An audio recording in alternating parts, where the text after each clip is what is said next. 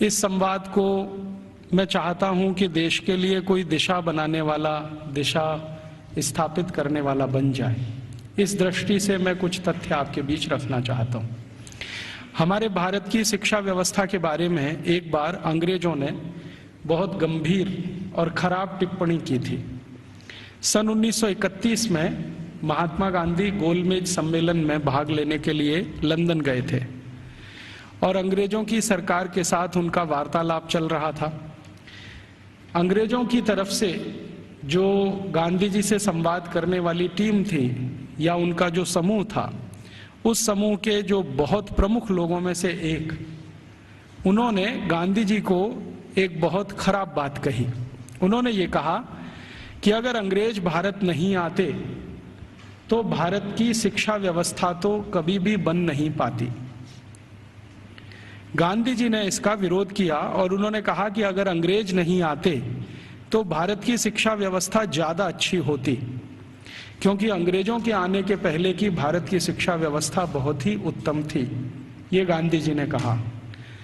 तो अंग्रेज अधिकारियों ने गांधी जी से कहा कि आप ऐसा किस आधार पर कहते हैं?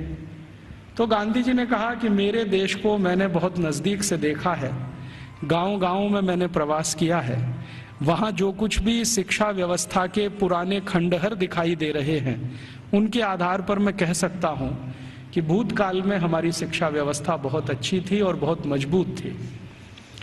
उसी समय गांधी जी के साथ उन अंग्रेज अधिकारियों का विवाद हो गया और गांधी जी की गोलमेज यात्रा समाप्त होने के बाद अंग्रेज अधिकारियों ने अपनी तरफ से एक वक्तव्य जारी किया जो लंदन के सभी प्रमुख समाचार पत्रों में छपा और उसमें यह कहा गया कि गांधी जी को अपने देश की शिक्षा व्यवस्था के बारे में गर्व है, लेकिन उनके पास इस बात का कोई आधार और सबूत नहीं है कि भारत की शिक्षा व्यवस्था अंग्रेजों के आने के पहले कैसी थी। ये गांधी जी के पास कोई प्रमाण नहीं है, लिहाजा हम मानेंगे नहीं कि गांधी जी की बात सही है। और इस तरह से उस पर एक बहस चल पड़ी। भारत लौटने के बाद महात्मा गांधी ने उस बहस को बंद नहीं किया और लगातार उसको जिंदा रखा। गांधी जी के जो बहुत नजदीकी लोगों में से काम करने वाले एक व्यक्ति जो इस समय भी जीवित हैं और जो भारत के बहुत प्रमुख इतिहासकारों में माने जाते हैं, उनका नाम है प्रोफेसर धर्मपाल। जब भारत आजाद हो गया 15 अगस्त 1947 को, तो प्रोफेसर धर्मपाल जो गांधी जी के साथ भारत छोड़ो आंदोलन में शामिल हुए थे, उन्होंने गांधी जी को पूछा कि अच्छा अब मेरा काम क्या है?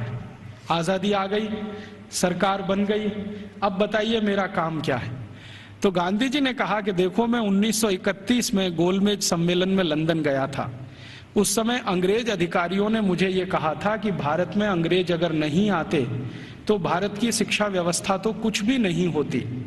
मुझे ये बात सही नहीं लगती, लेकिन मेरे पास इसको साबित करने के लिए कोई प्रमाण नहीं है। मैं तुमसे उम्मीद रखता हूं कि तुम भारत की शिक्षा व्यवस्था के बारे में जितने भी संभव हों प्रमाण इकट्ठे करो, दस्तावेज इकट्ठे करो, तथ्य इकट्ठे करो और उसके आधार पर यह सत्य साबित करो कि अंग्रेजों से आने के पहले की भारत की शिक्षा व्यवस्था कैसी थी।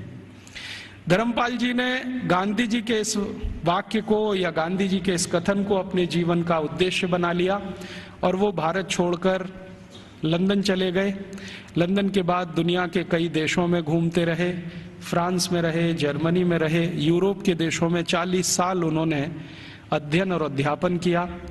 बहुत समय तक वो पढ़ाते रहे, जीविका चलाने के लिए, कुछ पैसा बनाने के लिए, लेकिन मूल उद्देश्य ये था कि भारतीय शिक्षा व्यवस्था कैसी थी अंग्रेजों के आने के पहले, उसके प्रमाण एकत्रित करना, दस्तावेज एकत्रित करना और उनके आधार पर कोई अधिकार पूर्वक बात कहना। श्री धर्मपाल जी के 40 साल के अथक प्रयासों से कुछ हजार दस्तावेज मिले जो अलग अलग स्थानों से उन्होंने लिए। उनका एक साथ जब बैठकर विश्लेषण किया तो पता चला कि अंग्रेजों के आने के पहले की शिक्षा व्यवस्था बहुत ही अच्छी थी। अभी थोड़े दिन पहले हमारे देश में एक घटना घटित हुई, वो इससे बहुत जुड़ी हुई है जो मैं कहने जा रहा हूं। हमारे देश के जो वर्तमान प्रधानमंत्री हैं डॉक्टर मनमोहन सिंह, ये थोड़े दिन पहले ऑक्सफोर्ड विश्वविद्यालय में गए थे और इनको ऑक्सफोर्ड विश्वविद्यालय ने मानद डॉक्टरेट की उपाधि दी थी। जिस दिन ये समारोह आयोजित हुआ था उस दिन मैंने उसका लाइव टेलीकास्ट देखा था, सीधा प्रसारण। और उस सीधे प्रसारण में लगभग मैं 2-2.5 घंटे बैठा रहा टीवी के सामने, देखता रहा कि क्या क्या हो रहा है।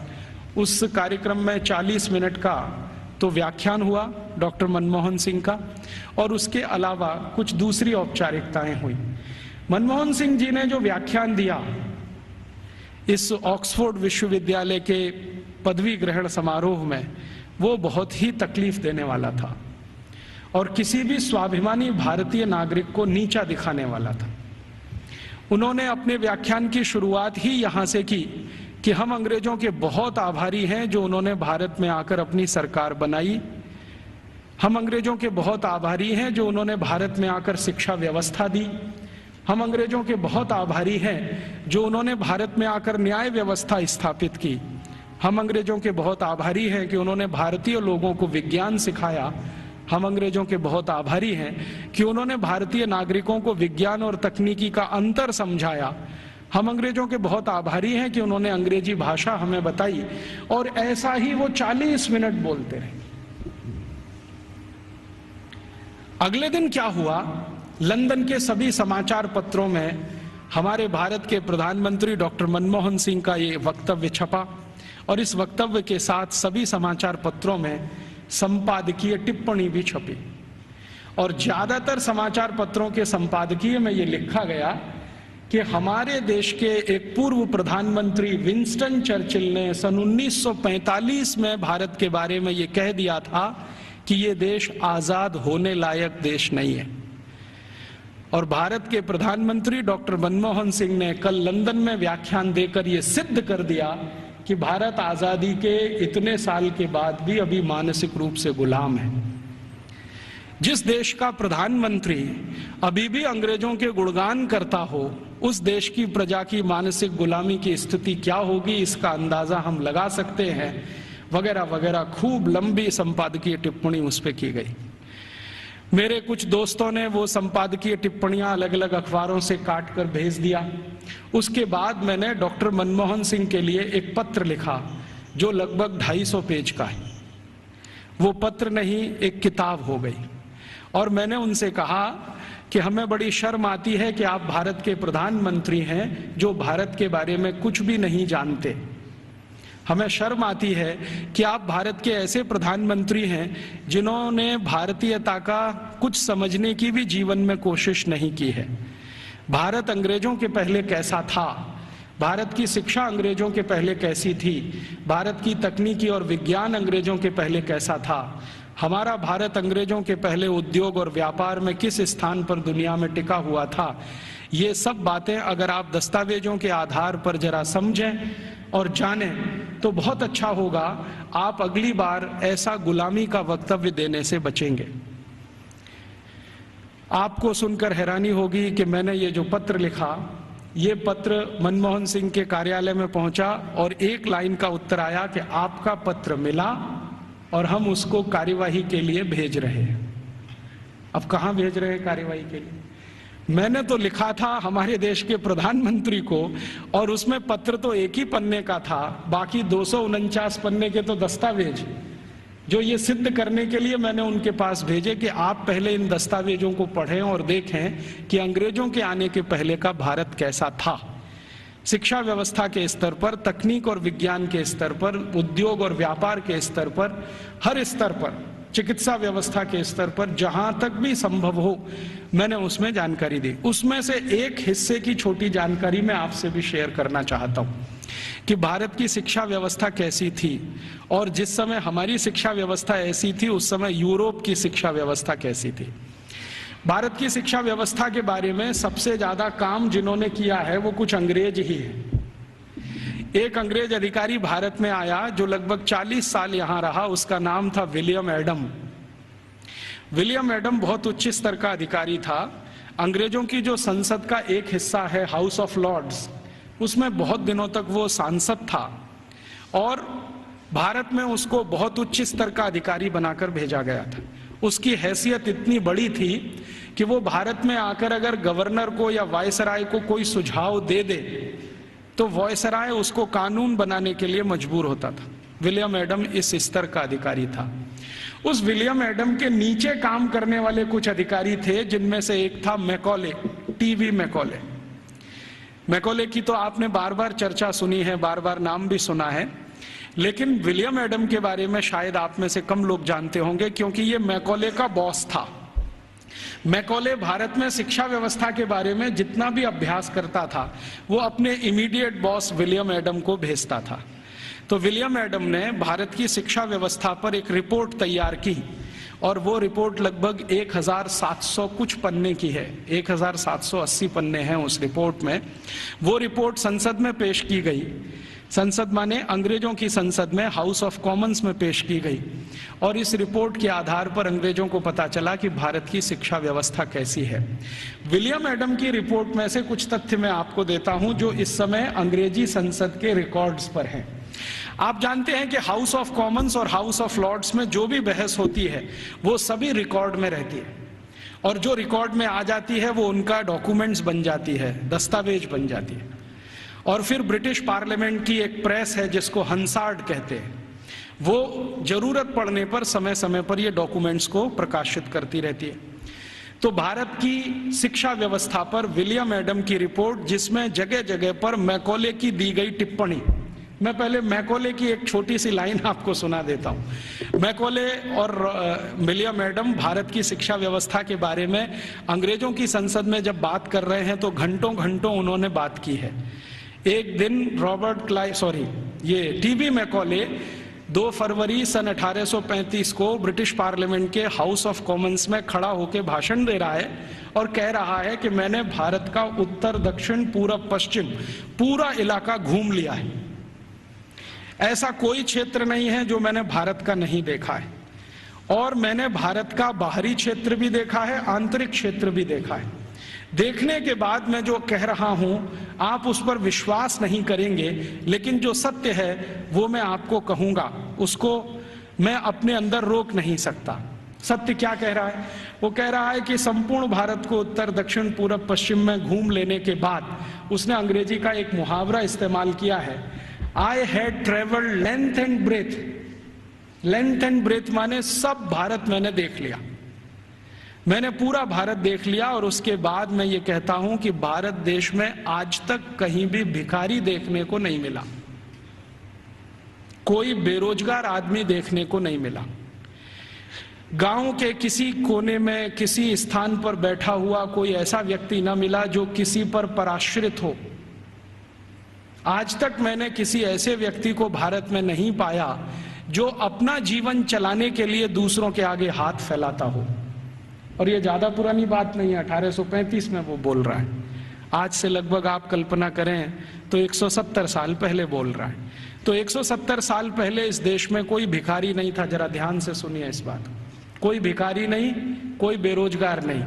फिर वो कहता है टीवी मैकॉले कि मैंने दुनिया के बहुत शहर देखे हैं, पेरिस देखा है, बर्लिन देखा है, हैम्बर्ग देखा है, मॉस्को देखा है, फ्रैंकफर्ट देखा है, शिकागो देखा है, न्यूयॉर्क देखा है, लंदन तो अपना है ही, बार बार देखा है, लेकिन इन सभी शहरों की कुल संपत्ति भारत के एक शहर से भी बहुत कम है। तो उसको पूछा गया प्रश्न कि बताओ वो कौन सा शहर है? तो कहता भारत का एक शहर सूरत, और यूरोप के सारे शहर एक बाजू में, तो भी सूरत इन सभी पे भारी पड़ता है। इतनी संपत्ति, इतना धन मैंने उस शहर में देखा है। और वो कहता है कि इतना धन और संपत्ति जिस समाज के पास हो, उस समाज को गुलाम बनाना एकदम मुश्किल है। वो ये कहता है, मैं ये तो नहीं कहता कि असंभव है, लेकिन मुश्किल बहुत है। फिर वो कहता है कि मैं एक सुझाव देना चाहता हूं ब्रिटिश गवर्नमेंट को, सरकार को, कि अगर भारत को गुलाम बनाना हो तो इनका वैभव, इनका धन, इनकी संपत्ति को खत्म करो। तो फिर ब्रिटिश पार्लियामेंट के सांसद उसको पूछ रहे हैं कि भारत का धन, भारत का वैभव और भारत की संपत्ति को खत्म करने के लिए तुम्हारे पास क्या योजना है? तो कहता है भारत की शिक्षा व्यवस्था को खत्म करो। वो कहता है कि भारत में जितना भी धन है, संपत्ति है, वैभव है, ये भारत की शिक्षा व्यवस्था के कारण है। तो कोई सांसद पूछ लेता है कि अच्छा बताओ भारत की शिक्षा व्यवस्था कैसी है, तो कहता है कि भारत की शिक्षा व्यवस्था में सबसे पहला सत्य यह है कि यहां निरक्षरता नहीं है, माने लिटरेसी कंप्लीट। तो उसको पूछा गया क्या संपूर्ण भारत में एक जैसा है, तो कहता है दक्षिण भारत में लिटरेसी 100% है। दक्षिण भारत का माने कर्नाटक, आंध्र प्रदेश, तमिलनाडु, केरल। तो कहता है दक्षिण में तो 100% है, पश्चिम भारत में 98% है, 98% है, उत्तर भारत में लगभग 82% के आसपास है, मध्य भारत और बचे हुए भारत में लगभग 87% के आसपास है। तो मैं कह सकता हूं कि लगभग भारत साक्षर है। उसी समय एक दूसरा सांसद खड़ा होकर पूछता है कि अच्छा आप ये बता सकते हैं कि इंग्लैंड की स्थिति क्या है। तो उन्होंने कहा ये मैं तो नहीं बता सकता, एजुकेशन मिनिस्टर बैठे हैं वो बताएं। तो एजुकेशन मिनिस्टर खड़े होकर बोलते हैं कि जब भारत की साक्षरता लगभग 100% है, उस समय इंग्लैंड माने 3 राज्यों का समूह, अभी जिसको आजकल ब्रिटेन कहा जाने लगा है, स्कॉटलैंड, आयरलैंड और न्यू साउथ वेल्स मिला के। तो वो कहते हैं कि ये जो 3 राज्यों का समूह है जिसको ब्रिटेन कहा जाता है, इसमें कुल साक्षरता 17% भी नहीं है। 17% भी नहीं है। 17% माने 17। तो फिर पूछ रहे हैं कि भाई कारण क्या है इसका, भारत में इतनी साक्षरता और हमारे यहाँ कुछ भी नहीं। तो वो कह रहा है टीवी मैकॉले के इस समय भारत में 7,32,000 रेवेन्यू विलेजेस हैं, राजस्व वाले गांव। तो नॉन रेवेन्यू वाले, उसने कहा वो मुझे नहीं मालूम। वो कह रहा 7,32,000 राजस्व गांव हैं और ऐसा एक भी राजस्व गांव नहीं है जहां पर स्कूल की व्यवस्था नहीं है। तो फिर उसको प्रश्न पूछा गया कि क्या भारत के लोग इसको स्कूल कहते हैं, तो उन्होंने कहा नहीं, मैंने कहा है स्कूल, भारत के लोग इसको गुरुकुल कहते हैं। उसने गुरुकुल को स्कूल में ट्रांसलेट किया है। बाद में वो कहता है कि शायद मेरे पास कोई शब्द नहीं है जो गुरुकुल के बराबर हो तो मैं स्कूल कहता हूं। तो हम ऐसा मान लें कि मैकॉले बोल रहा है 2 फरवरी 1835 को हाउस ऑफ कॉमन्स में कि भारत के 7,32,000 गांवों में कोई भी ऐसा गांव नहीं है जहां पर गुरुकुल ना हो। इसका अर्थ क्या है, हर गांव में एक गुरुकुल है। फिर उसको पूछा गया इस गुरुकुल में क्या होता है, तो उन्होंने कहा पढ़ते हैं। तो कितने विद्यार्थी हैं, तो उसने कहा सबसे बड़ा गुरुकुल मैंने देखा है वो 20,000 विद्यार्थियों का है, और जो सबसे छोटा गुरुकुल मैंने देखा है वो 200 विद्यार्थियों का है। माने जो गुरुकुलों के बड़े होने का अंदाजा हम लगाना चाहें तो 200 विद्यार्थियों से लेकर 20,000 विद्यार्थियों तक के गुरुकुल इस देश में चलते हैं 1835 के आसपास। फिर वो पूछ रहे हैं कि ये जो 20,000 विद्यार्थियों का गुरुकुल है इसकी व्यवस्था कैसे होती है, ये तो बहुत बड़े विद्यार्थियों का समूह है, कैसे पढ़ाते हैं, व्यवस्था कैसे होता है। तो वो कहता है कि भारत के इन सभी गुरुकुलों में मॉनिटोरियल एजुकेशन होती है। मॉनिटोरियल एजुकेशन का मतलब हम सब समझते हैं कि आचार्य ने किसी विद्यार्थी वर्ग को तैयार किया, मान लीजिए उसमें 50 विद्यार्थी, अब वो 50 विद्यार्थी अपने से नीचे वालों को पढ़ाएंगे और वो 50 विद्यार्थियों ने जिनको पढ़ाया वो उनसे अपने नीचे वालों को पढ़ाएंगे। तो वो कहते हैं कि एक आचार्य अगर है और उसके साथ 50-60 विद्यार्थियों का समूह है जिनको वो नियमित रूप से पढ़ाते हैं तो वो 20,000 विद्यार्थियों का गुरुकुल आराम से संभालते हैं। और उसने परिभाषा दिया है कि जो आचार्य 20,000 विद्यार्थियों के गुरुकुल को संभालते हैं उनको भारत में कुलपति कहा जाता है। कुलपति माने 20,000 विद्यार्थियों के समूह की शिक्षा व्यवस्था करवाने वाला व्यक्ति, उसको कुलपति कहा जाता है। फिर उसको पूछा गया है कि ये जो गुरुकुल चलते हैं इनमें विद्यार्थी हैं वो किस वर्ग के हैं, तो वो कहता है कि भारत के नागरिक 4 वर्णों की बात करते हैं, ब्राह्मण, क्षत्रिय, वैश्य और शूद्र। तो वो कहता है कि ये सभी विद्यार्थी इन समूहों में से आते हैं। तो एक अंग्रेज उसको पूछ रहा है कि हमने तो कभी सुना था कि भारत में ज्यादा शिक्षा ब्राह्मणों के लिए है। वो कहता है नहीं, दस्तावेज बताते हैं कि ब्राह्मणों के लिए भी शिक्षा है, वैश्यों के लिए भी है, क्षत्रियों के लिए भी है और शूद्रों के लिए भी है। तो फिर उसको पूछ रहे हैं कि क्या तुम परसेंटेज में ये बता सकते हो कि ब्राह्मण कितने हैं, वैश्य कितने हैं, क्षत्रिय कितने हैं, शूद्र कितने हैं। तो वो कहता है कि दक्षिण भारत के जितने गुरुकुल हैं उनमें शूद्रों की संख्या सबसे ज्यादा है, और पश्चिम भारत के जितने गुरुकुल हैं उनमें वैश्यों और ब्राह्मणों की संख्या लगभग बराबर है, और उत्तर भारत के जितने गुरुकुल हैं उनमें सबसे ज्यादा संख्या क्षत्रियों की है, और बाकी जो 3 हैं ब्राह्मण, वैश्य और शूद्र, ये लगभग बराबर हैं, और मध्य भारत में लगभग सब बराबर है। तो कुछ लोग चौंक जाते हैं, वो ये कहते हैं ये कैसे संभव है कि शूद्रों की संख्या दक्षिण भारत के गुरुकुलों में सबसे ज्यादा है। तो वो कहता है शूद्रों की ही नहीं, दक्षिण भारत के गुरुकुलों में महिलाओं की संख्या, लड़कियों की संख्या भी सबसे ज्यादा है। तो वो एक उत्तर दे रहा है प्रश्न का जिसमें वो बोल रहा है कि दक्षिण भारत के गुरुकुलों में लगभग 58% लड़कियां हैं और 42% लड़के हैं। तो फिर उसको पूछा गया ये कैसे संभव हो रहा है भारत में। तो कहता है कि इट क्वाइट नेचुरल, ये स्वाभाविक है, क्योंकि दक्षिण भारत में महिलाओं की संख्या, लड़कियों की संख्या लड़कों से ज्यादा है। और वो कह रहा है वैसे तो भारत में सभी जगह लड़कियों की संख्या लड़कों से ज्यादा है, और आप जानते हैं कि 1881 में अंग्रेजों ने जब पहला सेंसस कराया, पहला जनसंख्या सर्वेक्षण कराया, तो उसमें भी रेशियो यही निकलता है, महिलाएं लगभग 53% हैं और 47% पुरुष हैं। तो वो कह रहा है कि गुरुकुलों में दक्षिण में लड़कियां बहुत ज्यादा पढ़ती हैं। फिर वो पूछ रहा है कि इन लड़कियों को पढ़ाने के लिए जो अध्यापक हैं, तो वो कहता है कि वो सब महिलाएं ही हैं। लड़कों को पढ़ाने के लिए पुरुष हैं, लड़कियों को पढ़ाने के लिए महिलाएं हैं। तो फिर उससे पूछा जा रहा है कि ये जो अध्यापक पढ़ाते हैं इनके लिए कोई ट्रेनिंग सेंटर है क्या। तो वो कह रहा है कि सभी गुरुकुलों के साथ उच्च अध्ययन केंद्र जुड़े हुए हैं जहां पर इन अध्यापकों को तैयार किया जाता है, और तैयार होने के बाद वो गुरुकुलों में पढ़ाने का काम शुरू कर देते हैं। हर गुरुकुल के साथ एक उच्च अध्ययन केंद्र है। फिर उसके साथ पूछा जा रहा है कि अच्छा ये बताओ भारत के इन स्कूलों में, माफ करो गुरुकुलों में क्या विषय पढ़ाए जाते हैं। तो वो गिना रहा है कि 18 विषय पढ़ाए जाते हैं, 18 विषय पढ़ाए जाते हैं। सबसे ज्यादा किस विषय पर जोर दिया जाता है। तो वो कहता है कि भारत के गुरुकुलों में सबसे ज्यादा गणित पढ़ाया जाता है।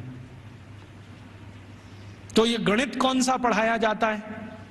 तो वो कहता है वैदिक गणित पढ़ाया जाता है। तो फिर अंग्रेज पूछ रहे हैं कि हमारे यहाँ एक कॉमर्शियल मैथमेटिक्स है, तो उनका भारत वाले उसको पढ़ते नहीं है और उसमें उनकी ज्यादा रुचि भी नहीं है, वो वैदिक मैथमेटिक्स में ज्यादा रुचि लेते हैं। फिर दूसरा कौन सा विषय है जो सबसे ज्यादा पढ़ाया जाता है गणित के बाद। तो कहता है दूसरा सबसे बड़ा विषय है खगोल शास्त्र, इसको सब भारतवासी पढ़ते हैं। फिर तीसरा कौन सा विषय है। तो वो कहता है मेटलर्जी, माने धातु विज्ञान। फिर चौथा कौन सा विषय है। तो वो कहता है कि कारीगरी, कारीगरी माने जो विभिन्न तरह की कारीगरियां गांवों में रहती हैं। हमारे सभी गांवों में 18 तरह के कारीगर होते हैं। कोई लोहे का काम करने वाला, कोई लकड़ी का काम करने वाला, कोई बांस का काम करने वाला, कोई मिट्टी का काम करने वाला। तो वो कह रहा है कि सभी गुरुकुलों में ये कारीगरी पढ़ाई जाती है, 18 विषय उसमें अलग हैं। फिर वो पूछ रहा है कि इसके आगे के विषय बताओ। तो कहते हैं वो कि एस्ट्रोफिजिक्स पढ़ाते हैं। एस्ट्रोफिजिक्स समझते हैं, मॉडर्न साइंस का विषय है, और भारत में 1835 में सभी गुरुकुलों में ये पढ़ाया जाता है, एस्ट्रोफिजिक्स। फिर और क्या पढ़ाते हैं। तो कहते हैं रसायन शास्त्र पढ़ाते हैं। रसायन शास्त्र के साथ और क्या पढ़ाते हैं। तो कहता है चिकित्सा शास्त्र पढ़ाते हैं। चिकित्सा शास्त्र में क्या विषय हैं। तो वो कहता है औषधि विज्ञान एक है और शल्य क्रिया दूसरा है, माने सर्जरी है और मेडिसिन है। और ऐसे ऐसे करके वो 18 विषय को गिनाता है। तो फिर वो पूछते हैं कि कैसे संभव है कि भारत के विद्यार्थी ये 18 विषय पढ़ लेते हैं। तो वो बताता है कि भारत के विद्यार्थियों को गुरुकुल में जब प्रवेश मिलता है तो वो सामान्य रूप से 5 वर्ष के होते हैं, और जब वो गुरुकुल से पढ़कर निकलते हैं तो उनकी उम्र 21 और 22 वर्ष की होती है। लगभग उनको इतना समय मिलता है 15 साल का, जितने में वो सब पढ़ लेते हैं। तो फिर उनको पूछा गया कि ये विषय कैसे पढ़ाए जाते हैं, रोज पढ़ाए जाते हैं? तो उसने कहा नहीं नहीं, रोज नहीं पढ़ाए जाते, एक एक करके पढ़ाए जाते हैं। एक एक करके पढ़ाए जाते हैं माने एक विषय लिया और उसको पूरे 1 साल पढ़ाया, या 8 महीने पढ़ाया, या 9 महीने पढ़ाया। जब वो पूरा हो गया तब उसको छोड़ा, फिर दूसरा विषय लिया, फिर तीसरा विषय लिया। ऐसे करके 15-16 साल में सब विषय पढ़ाए जाते हैं। फिर वो पूछ रहा है परीक्षा कैसे होती है? तो उनका भारत में परीक्षा होती नहीं है, परीक्षा नहीं होती है। तो कैसे पता चलता है? वो पूछ रहे हैं बहुत सारे एमपीज के इवैल्यूएशन का तरीका क्या है। तो उन्होंने कहा कि यहाँ के जो आचार्य और शिक्षक होते हैं वो विद्यार्थियों को जब एक विषय पूरा पढ़ा देते हैं तो उसी के आधार पर उनके कौशल को जानने के लिए, हुनर को परखने के लिए कुछ काम उनको दे दिए जाते हैं। वो काम कितनी कुशलता से करते हैं इसके आधार पर तय होता है। ये नहीं है कि क्लासरूम में बैठकर 3 घंटे का कोई क्वेश्चन पेपर सॉल्व कर रहे हैं, क्लासरूम में रट लिया है और आंसर शीट पर वॉमिटिंग कर रहे हैं। ऐसा नहीं है भारत में। उसने मजाक में कहा है लेकिन ये गंभीर है समझने के लिए। तो उसको पूछा गया है कि अच्छा आप जरा बताओ कि हमारी इंग्लैंड की स्थिति क्या है, अगर ऐसी शिक्षा भारत में है तो इंग्लैंड में। तो कहता है जी इंग्लैंड में तो अभी 17% ही साक्षरता नहीं है। और वो कह रहा है कि जब भारत में 7,32,000 गुरुकुल है तो पूरे इंग्लैंड में कुल मिलाकर 240 भी स्कूल नहीं है, और जो स्कूल हैं उनमें गणित पढ़ाना तो किसी को नहीं आता है। वो एक ही विषय पढ़ाते हैं और वो है बाइबल, और कुछ पढ़ाने को इनको नहीं है। मुझे थोड़ा इंटरेस्ट आया विलियम एडम की रिपोर्ट पढ़ने के बाद, तो मैंने इंग्लैंड के पिछले 400 साल के इतिहास के दस्तावेज इकट्ठे किए। तो पता चला कि इंग्लैंड में 16वीं शताब्दी तक तो कोई भी स्कूल नहीं था। आप जरा ध्यान से सुनना इन बातों। 16वीं शताब्दी तक तो कोई स्कूल नहीं था। ईस्ट इंडिया कंपनी जब भारत आई है तब उनके यहाँ एक स्कूल खुला था, चर्च के पिछवाड़े में, गैरेज में। गैरेज समझते हैं, जहां गाड़ियां खड़ी की जाती हैं। एक गैरेज हुआ करता था जो मुश्किल से 15-20 फीट लंबा, 15-20 फीट चौड़ा, लंदन के एक चर्च में। ये लंदन में आप कभी जाएं तो उनका जो स्क्वायर है जहां पर उनकी पार्लियामेंट है उसके बगल में वो चर्च आज भी है। तो उसकी पीछे के हिस्से में एक छोटे से में स्कूल खुला था जो उनको पढ़ाता था बाइबल। तो बाइबल पढ़ाने वाले स्कूल उनके यहाँ शुरू हुए, उसके पहले तो कोई स्कूल ही नहीं था। तो इंग्लैंड और यूरोप के इतिहास क्या बताते हैं शिक्षा के बारे में, तो आप जरा सोचो और सुनो। यूरोप का जो सबसे बड़ा इतिहासकार, सबसे बड़ा दार्शनिक, सबसे बड़ा फिलोसोफर, सबसे बड़ा सब कुछ, जो यूरोप में भगवान के अगला अवतार माना जाता है, उसका नाम है प्लेटो। प्लेटो सबसे महान। वो ये कहते हैं ये तो ईश्वर का ही अंश है, माने ईसा मसीह के बाद यूरोप में अगर किसी की इज्जत है तो वो प्लेटो की है। प्लेटो के बारे में यूरोप के सारे अर्थशास्त्री, सारे के सारे दूसरे शास्त्री, चाहे वो फिजिक्स वाले हों, केमिस्ट्री के हों, बॉटनी के हों, जूलॉजी के हों, इंजीनियरिंग के हों, मेडिकल के, सब मानते हैं the whole of the European civilisation is a footnote of Plato. मतलब यूरोप की पूरी सभ्यता जो है ना प्लेटो के फुट नोट जैसी है। माने प्लेटो ने जितना कुछ लिख दिया है वो किसी पुस्तक के फुट नोट में अगर है तो उतनी ही पूरी यूरोप की सभ्यता है। मतलब यूरोप की सभ्यता का जनक प्लेटो ही है। प्लेटो ने अपनी जिंदगी में कई महत्वपूर्ण पुस्तकें लिखी हैं, उनमें से 2 का जिक्र करता हूं। एक पुस्तक उसकी जो दुनिया में सबसे ज्यादा चर्चित हुई है, द रिपब्लिक, गणतंत्र, और दूसरी पुस्तक जो बहुत चर्चित है पूरी दुनिया में, लॉज, LAWS, लॉज। ये 2 किताबें प्लेटो की सारी दुनिया में सबसे ज्यादा पढ़ाई जाती हैं, बहुत चर्चा होती है। द रिपब्लिक में प्लेटो लिखता है कि शिक्षा की जरूरत सभी को नहीं होती। शिक्षा की जरूरत सभी को नहीं होती। समाज का जो प्रभु वर्ग है, प्रभु वर्ग से मतलब सरकार चलाने वाला वर्ग, राजा और राजा के नजदीक, इन्हीं को शिक्षित होना चाहिए, बाकी को शिक्षित होने की जरूरत ही नहीं होती। क्यों? तो वो कहता है कि राजा और राजा के नजदीक का जो वर्ग है उसको आदेश देना है, बाकी को तो सब उस आदेश का पालन करना है। तो जो आदेश के पालन करता है उनको शिक्षित होने की क्या जरूरत है? शिक्षा की जरूरत तो सिर्फ राजा को है और राजा के नजदीकी लोगों को है। ये जो प्लेटो ने कहा, प्लेटो के बाद जो दूसरा उसका ग्रेट ग्रेट ग्रेट फिलोसोफर या उसका ग्रेट ग्रेट स्टूडेंट अरिस्टोटल कहता है कि मेरा जो गुरु बोल गया है उसी पर मैं सहमत हूं। शिक्षा की जरूरत सभी को नहीं होती। समाज का जो प्रभु वर्ग है, माने जो संचालन करता है राज्य का, उसके राजा, मंत्रियों के नजदीकी अधिकारी, बस इनको पढ़ाई होनी चाहिए, बाकी किसी को नहीं। अरिस्टोटल के बाद जितने भी फिलोसोफर आए हैं और लेटेस्ट रूसो, देकार्ते, लेविनिज, ये सब अपनी अपनी किताबों में लिख रहे हैं शिक्षा की जरूरत किसी को नहीं होती। अगर जरूरत है तो थोड़ा राजा को है। माने यूरोप में प्लेटो के समय से चली हुई विचारधारा आज 18वीं शताब्दी के सभी दार्शनिकों तक सतत चली आई है। शिक्षा सबके लिए नहीं है, सिर्फ राजा के लिए और प्रजा के लिए। प्रजा को जरूरत नहीं है शिक्षा की, राजा के नजदीकी लोगों को जरूरत है। तो फिर यह शिक्षा कैसे पूर्ति की जाए? तो प्लेटो लिखता है रिपब्लिक पुस्तक में ही कि राजा को अगर अपने बच्चों को शिक्षा दिलवानी है या खुद को शिक्षा लेनी है या उसके मंत्रियों को शिक्षा दिलवानी है तो इसके लिए स्कूल नहीं चाहिए। कोई शिक्षक को पकड़ लाइए, राजा को महल में आके पढ़ा देगा। कोई शिक्षक को पकड़ लाइए, राजा के बच्चों को उसके घर में पढ़ा देगा। कोई शिक्षक को पकड़ लाइए, मंत्रियों को वहां पढ़ा देगा। स्कूल की क्या जरूरत है? तो फिर प्लेटो को कई बार पूछे जाने वाले प्रश्नों में से एक है कि स्कूल क्यों नहीं चाहिए? तो कहता है ये फालतू का खर्चा है। वो ये कहता है स्कूल बनाने से अच्छा है एक बनाओ ऐसा स्थान जहां पर मनोरंजन हो सके। स्कूल की क्या जरूरत है? घर में आके कोई पढ़ा देगा, क्या जरूरत है स्कूल की? तो इसलिए इंग्लैंड में, इंग्लैंड के पड़ोसी फ्रांस में, जर्मनी में, स्वीडन में, स्विट्जरलैंड में 16वीं 17वीं शताब्दी तक एक भी स्कूल नहीं खोला गया।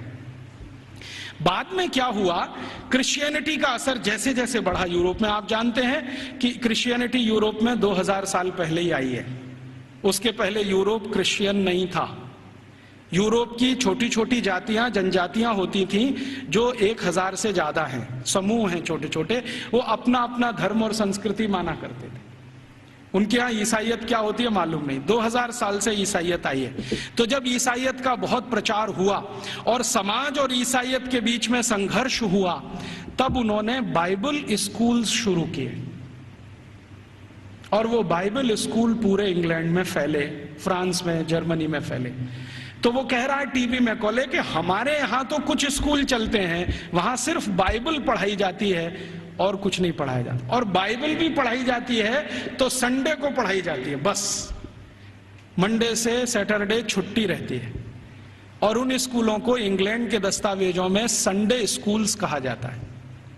और ये स्कूल शुरू हुए हैं और आज तक चल रहे हैं। आप यूरोप में कहीं भी जाइए, संडे स्कूल्स आपको मिलेंगे जहां पर आप बाइबल पढ़ सकते हैं। बाइबल में न्यू टेस्टामेंट पढ़ाते हैं, ओल्ड टेस्टामेंट पढ़ाते हैं, दो ही चीजें पढ़ाते हैं, इसके अलावा कुछ नहीं। गणित क्या होता है, फिजिक्स क्या होती है, केमिस्ट्री क्या होती है, मेटलर्जी क्या होती है, सर्जरी क्या होती है, मेडिसिन साइंस, ये कुछ उनको 18वीं शताब्दी तक मालूम नहीं है। ऐसा गरीब देश है इंग्लैंड और उनकी ऐसी शिक्षा व्यवस्था है। जो उनका पहला स्कूल खुला है जिसमें मुश्किल से 250 स्क्वायर फीट की जगह है, उसमें उन्होंने पहली ही बार में 250 विद्यार्थी ले लिए। अब 250 स्क्वायर फीट में 250 विद्यार्थी कैसे बैठते होंगे, कल्पना कर लो आप, कितना स्पेस होगा उनके पास। एक शब्द इस्तेमाल होता है अंग्रेजों के यहां, ब्रीदिंग स्पेस। ब्रीदिंग स्पेस भी नहीं है। वो कह रहा है मैकॉले कि हमारे तो बाइबल स्कूलों में ब्रीदिंग स्पेस भी नहीं है, माने हर विद्यार्थी को घिचपिच में बैठना पड़ता है, जगह नहीं है उनके पास। लेकिन भारत के एक एक गुरुकुल तो 5-5 हेक्टेयर में बने हुए हैं। 1 हेक्टेयर में लगभग 5 एकड़ होते हैं, 25 एकड़ में गुरुकुल बने हुए हैं। और वो कह रहा है कि भारत के बहुत सारे गुरुकुल रेजिडेंशियल हैं, जहां पर विद्यार्थियों को रहने और खाने की व्यवस्था है, और कुछ गुरुकुल ऐसे हैं जो डे स्कूल की तरह से चलते हैं। विद्यार्थी सुबह आते हैं, शाम को पढ़ के अपने घर वापस जाते हैं। फिर वो उसको पूछा जाता है कि भारत के विद्यार्थियों को ये सारी की सारी जो शिक्षा दी जाती है, इसका कोई वर्गीकरण है, क्लासिफिकेशन है? तो वो बहुत सुंदर उत्तर दे रहा है, जो हमें इस पे रिसर्च आज जरूरी है करना। वो ये कह रहा है कि भारत के विद्यार्थियों को 2 चीजें पढ़ाई जा रही है, एक तो शिक्षा है, दूसरी विद्या है। अब वो कहता है कि मुझे समझ में नहीं आता शिक्षा कौन सी है, विद्या कौन सी है। लेकिन मैं जितने भी गुरुकुलों में गया हूं, पूछता हूं क्या पढ़ते हो, तो कुछ विद्यार्थी कहते हैं हम शिक्षा ले रहे हैं, कुछ कहते हैं हम विद्या ले रहे हैं। ये विद्या क्या है, शिक्षा क्या है, मुझे समझ में नहीं आता, लेकिन ये हर गुरुकुल में मुझे सुनाई देता है।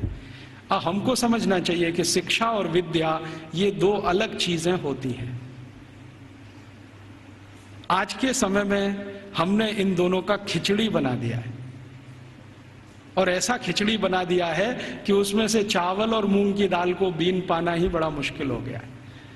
नाम सब है विद्यालय और काम कर रहे हैं शिक्षालय का, है कि नहीं? कोई भी विद्यालय ले लो, 1 2 3 नाम विद्यालय, विद्यालय, महाविद्यालय, ये विद्यालय, काम सब शिक्षालय का कर रहे हैं, नाम विद्यालय रखा हुआ है। ऐसा घालमेल कर दिया। शायद ये मैकॉले का असर है, क्योंकि मैकॉले को शिक्षा और विद्या में अंतर नहीं मालूम था, हमें भी नहीं मालूम है। हम जानते नहीं है कि विद्या क्या होती है और शिक्षा क्या होती है। विद्या जो है ना, अपनी जिंदगी को अध्यात्म के रास्ते पर ले जाने वाली, अपने जीवन को ऊंचा उठाने वाली, आत्मा का परमात्मा से मेल कराने वाली, मनुष्य शरीर छूटने के बाद हमारी आत्मा परमात्मा से मिल जाए, इन सब बातों को सिखाने वाली, धर्म क्या है, अधर्म क्या है, न्याय क्या है, अन्याय क्या है, श्रेय क्या है, अश्रेय क्या है, छोड़ने वाला क्या है, ग्रहण करने लायक क्या है, ये सब ज्ञान देने वाली या विवेक देने वाली ये तो है विद्याएं। और बाकी हमने मैथमेटिक्स पढ़ लिया, हमने केमिस्ट्री पढ़ ली, हमने ये फिजिक्स पढ़ लिया, हमने ये कॉमर्स सीख लिया, हमने वो, ये है सब शिक्षा। तो कह रहा है कि भारत के सभी गुरुकुलों में विद्या है और शिक्षा है, लेकिन वो उसको इतना समझ में आ गया है कि ये जो विद्या है वो शिक्षा से ऊंची है। इसलिए भारत में गुरुकुल में जाने वाला सभी अपने को विद्यार्थी कहता है, शिक्षार्थी कोई नहीं कहता अपने को, क्योंकि मूल जो वो सीखने आया है वो कुछ और सीखने आया है। खाली गणित सीखने नहीं आया है, या खाली कॉमर्स सीखने नहीं आया, या खाली मेटलर्जी सीखने नहीं आया, विद्या सीखने आया। इसलिए विद्यार्थी कहलाना वो पसंद करता है अपने आप को। और वो कहता है कि जितनी ऊंची कल्पना भारत में है विद्या और शिक्षा की, हम तो उसके दूर दूर कहीं नजदीक तक नहीं है। फिर उसको पूछा जाता है कि अच्छा ये बताओ कि भारत में हायर स्टडीज सेंटर हैं क्या? तो कहता हाँ हैं। कितने हैं? तो संख्या गिना रहा है 15,800 कुछ। हायर स्टडीज सेंटर का मतलब क्या है? हायर स्टडीज सेंटर का माने विश्वविद्यालय। उनकी जो परिभाषा है ना, उस परिभाषा में विश्वविद्यालय, हायर स्टडीज सेंटर। हमने तो कुछ 2-4 नाम सुने हैं, एक नालंदा का हुआ करता था, एक तक्षशिला का हुआ करता था, लेकिन 1835 में मैकॉले बोल रहा है अपने पार्लियामेंट में कि 15,800 कुछ विद्यालय, सॉरी विश्वविद्यालय। और वो ये कह रहा है कि ये जितने भी विश्वविद्यालय हैं ये किसी एक विषय के निपुण हैं, कोई एक विषय। जैसे वो नाम लिख के बता रहा है, मेरे पास ये सब नाम है 15,800, और उसकी सीडी है। अगर एलसीडी प्रोजेक्टर हो तो मैं आपको दिखा सकता था। लैपटॉप मेरे पास अभी है, उसमें सब फीड किया हुआ है। एक विद्यालय है, माफ करिए, विश्वविद्यालय है अमरावती विश्वविद्यालय। अमरावती विश्वविद्यालय मशहूर है किस बात के लिए? वो मेटलर्जी के लिए मशहूर है, धातु विज्ञान सिखाया जाता है। और पूरा विश्वविद्यालय धातु विज्ञानियों से भरा हुआ है। और धातु विज्ञान कई तरह का है, जैसे कच्चे लोहे से फौलाद बनाना, जैसे जमीन में से लोहा तांबा लोहा तांबा सिल्वर माने चांदी और सोना, ये जो दूसरी दूसरी बेशकीमती धातुएं निकलती हैं, इनका एक्सट्रैक्शन कैसे किया जाए ये सिखाने वाला। माने आज जो हमारे यहाँ आईआईटीज में सिखाया जाता ना मेटलर्जी में, वही वहां उस समय यूनिवर्सिटीज में सिखाया जाता। फिर वो कह रहा है एक विश्वविद्यालय में गया था, कांगड़ा विश्वविद्यालय, कांगड़ा माने हिमाचल, तो वो किसके लिए मशहूर है? तो कह रहा है ये सर्जरी के लिए मशहूर है। तो उसको पूछा जा रहा है कि किस तरह की सर्जरी होती है, तो कहता है जी हम सोच नहीं सकते वैसी सर्जरी होती है। और उसको उसने शब्द दिया है जिसको आज के इक्विवेलेंट अगर मैं कहूं तो राइनोप्लास्टी। राइनोप्लास्टी सर्जरी का लेटेस्ट साइंस है 21वीं शताब्दी का, जिसमें आपके शरीर के किसी अंग के चमड़े को निकालकर किसी दूसरे अंग पे लगा दिया जाए। और ये 1835 में वो बोल रहा है कि कांगड़ा विश्वविद्यालय में तो ये सब सिखाया जाता है और सब सीखते हैं राइनोप्लास्टी। तो वो कहता है मैंने मेरी आंखों से एक ऑपरेशन देखा है जिसमें पैर के नीचे के हिस्से से माने घुटने से नीचे के हिस्से से चमड़ी निकालकर नाक पर लगाई गई, और वो कहता है 21 दिन में वो पूरा ठीक हो गया है, पता ही नहीं चलता है कि इसका कोई ऑपरेशन हुआ है। ग्राफ्टिंग जिसको कहते हैं, स्किन ग्राफ्टिंग। और ये 1835 में भारत में होता है। कांगड़ा विश्वविद्यालय का उसने लंबा डिस्क्रिप्शन किया है कि मैंने ऐसा देखा, मैंने वैसा देखा। फिर इसी तरह एक अंग्रेज अधिकारी है, वो खड़ा होकर चिल्लाने लगता, हाँ मैंने भी देखा है, कर्नल कूट उसका नाम। जैसे ही उसने सुना तो वो भी खड़ा हो गया, उसने कहा मैंने भी देखा है, एक बार मैं भारत देश गया था, हैदर अली के साथ मैंने युद्ध लड़ा था, हैदर अली ने मुझे परास्त कर दिया था, मेरी नाक काट दी थी, मैं कटी हुई नाक लेके वहां से भागा था, और बेलगाम नाम का भारत में कोई एक गांव है, वहां के एक वैद्य ने मेरी नाक का ऑपरेशन किया था और जोड़ दिया था, और अभी वो नाक मेरी ऐसी है। वो खड़े होकर बोल रहा। तो उसको सब सांसद पूछ रहे हैं कि अच्छा तुम्हारी नाक ही काटी थी, सिर क्यों नहीं काटा? क्योंकि तुम तो परास्त हो गए थे, तो तुम्हारा सिर क्यों नहीं काट दिया? तो वो कहता है भारत के राजा बड़े दयालु हैं, उनके मन में बड़ी दया है, दुश्मन को भी पूरा मारते नहीं है, पंग भंग करके छोड़ देते हैं, और भारत में नाक कटना ही बहुत बड़ी बदनामी की बात है, हमारे यहां ऐसा कुछ। तो ये कर्नल कूट के जो कहे हुए और मैकॉले के कहे हुए इन दस्तावेजों से अंदाजा लगता है कि सर्जरी कोई बहुत ऊंचे स्तर की थी। फिर इन सर्जरी को करने वाले जो आचार्य होते थे, उन आचार्यों के उपकरण कैसे हैं उसका वो डिस्क्रिप्शन कर रहा है। और आपको सुनकर आश्चर्य होगा कि सामान्य रूप से सर्जरी का एक आचार्य माने आज का MS मास्टर ऑफ सर्जरी, उस जमाने का आचार्य, तो वो कहते हैं कि सामान्य रूप से एक आचार्य के पास कम से कम 500 इंस्ट्रूमेंट्स तो होते ही हैं। वो कहता 20 तरह की तो उनके पास क्लिप्स हैं, ये जो 2 वाली होती है ना पकड़ के, 20 तरह की, और सभी उच्च स्तर के लोहे से बनी हुई, जिनमें कभी जंग नहीं लगता। फिर वो कहता भारतवासी बिना जंग का लोहा बनाना तो 10वीं शताब्दी से जानते हैं, हमने उनसे ही सीखा है, हमको लोहा बनाने की तकनीक भारत से ही आई है, और ऐसा लोहा बनाना जानते हैं जिसपे कभी जंग नहीं लगती। वो आज भी कभी देखना हो तो चले जाइए, मेहरौली का खंबा खड़ा हुआ है। वो कहता इनको ऐसा लोहा बनाना आता है तो इंस्ट्रूमेंट अच्छे अच्छे बना लेते हैं। और वो एक मजे की बात कह रहा है कि जिस समय इंग्लैंड में हम चिकित्सा कराते हैं अपनी कोई बीमारी की, तो उस समय 1835 में इंग्लैंड में चिकित्सा क्या होती है जरा सुनिए, और यहाँ कोई एलोपैथी डॉक्टर हैं तो वो जरा ध्यान से सुने। 1835 में इंग्लैंड में चिकित्सा व्यवस्था होती है तो क्या है, एक ही चिकित्सा है उनके पास, हिप्पोक्रेटिस मेडिसिनल सिस्टम। एक हिप्पोक्रेटिस नाम का कोई आदमी हुआ इंग्लैंड में, ईसा से करीब 250 साल पहले, सॉरी ग्रीस में हुआ, इंग्लैंड में नहीं, ग्रीस में हुआ। तो उसने कुछ सिद्धांत दिए हैं, वही सिद्धांत एलोपैथी का मूल आधार है, सारे के सारे सिद्धांत। तो हिप्पोक्रेटिस क्या कहता है, वो कहता है शरीर में कोई भी बीमारी घुस गई तो उसका एक ही कारण है कि रक्त आपका दूषित हो गया है। कोई भी बीमारी हो, सर्दी हो गई, जुकाम हो गया, बुखार आ गया, खांसी हो गई, आपको डायरिया हो गया, डिसेंट्री हो गई, लंग इन्फेक्शन, कुछ भी हो गया, तो हिप्पोक्रेटिस एक ही बात में डायग्नोसिस देता है कि आपका रक्त दूषित है। अब इस दूषित रक्त को निकालो शरीर में से, यही चिकित्सा। तो वो कहता है कि भारतवासी चिकित्सा कैसी करते हैं और हमारे डॉक्टर कैसी करते हैं। वो कहता है कि जब मुझे बुखार आता है और मैं किसी डॉक्टर के पास जाता हूं तो वो मेरी हाथ की नस काट देता है और उसमें से खून निकलने लगता है, और वो कहता है ये खून जब तक निकलेगा नहीं तब तक बुखार तुम्हारा खत्म होगा नहीं। कभी कभी मुझे डर लगता है कि खून के साथ जान ना निकल जाए मेरी। और वो ये कहता है कि भारत में जो चिकित्सा व्यवस्था है इतनी अद्भुत है कि कुछ बुखार आ जाए, कितने से भी कितना बुखार आ जाए, वो कुछ चूरन खिला देते हैं और अगले दिन बुखार ठीक हो जाता है। अच्छा, ये जो कहानी उसने कही है, ये कहानी जॉर्ज वॉशिंगटन ने भी कही है। आप जानते हैं जॉर्ज वॉशिंगटन अमेरिका के राष्ट्रपति, और बल्कि पहले राष्ट्रपति, सबसे पहले राष्ट्रपति, अमेरिका की आजादी के बाद सबसे पहले राष्ट्रपति जॉर्ज वॉशिंगटन। आपको मालूम है उनकी मृत्यु कैसे हुई? उनको आया बुखार।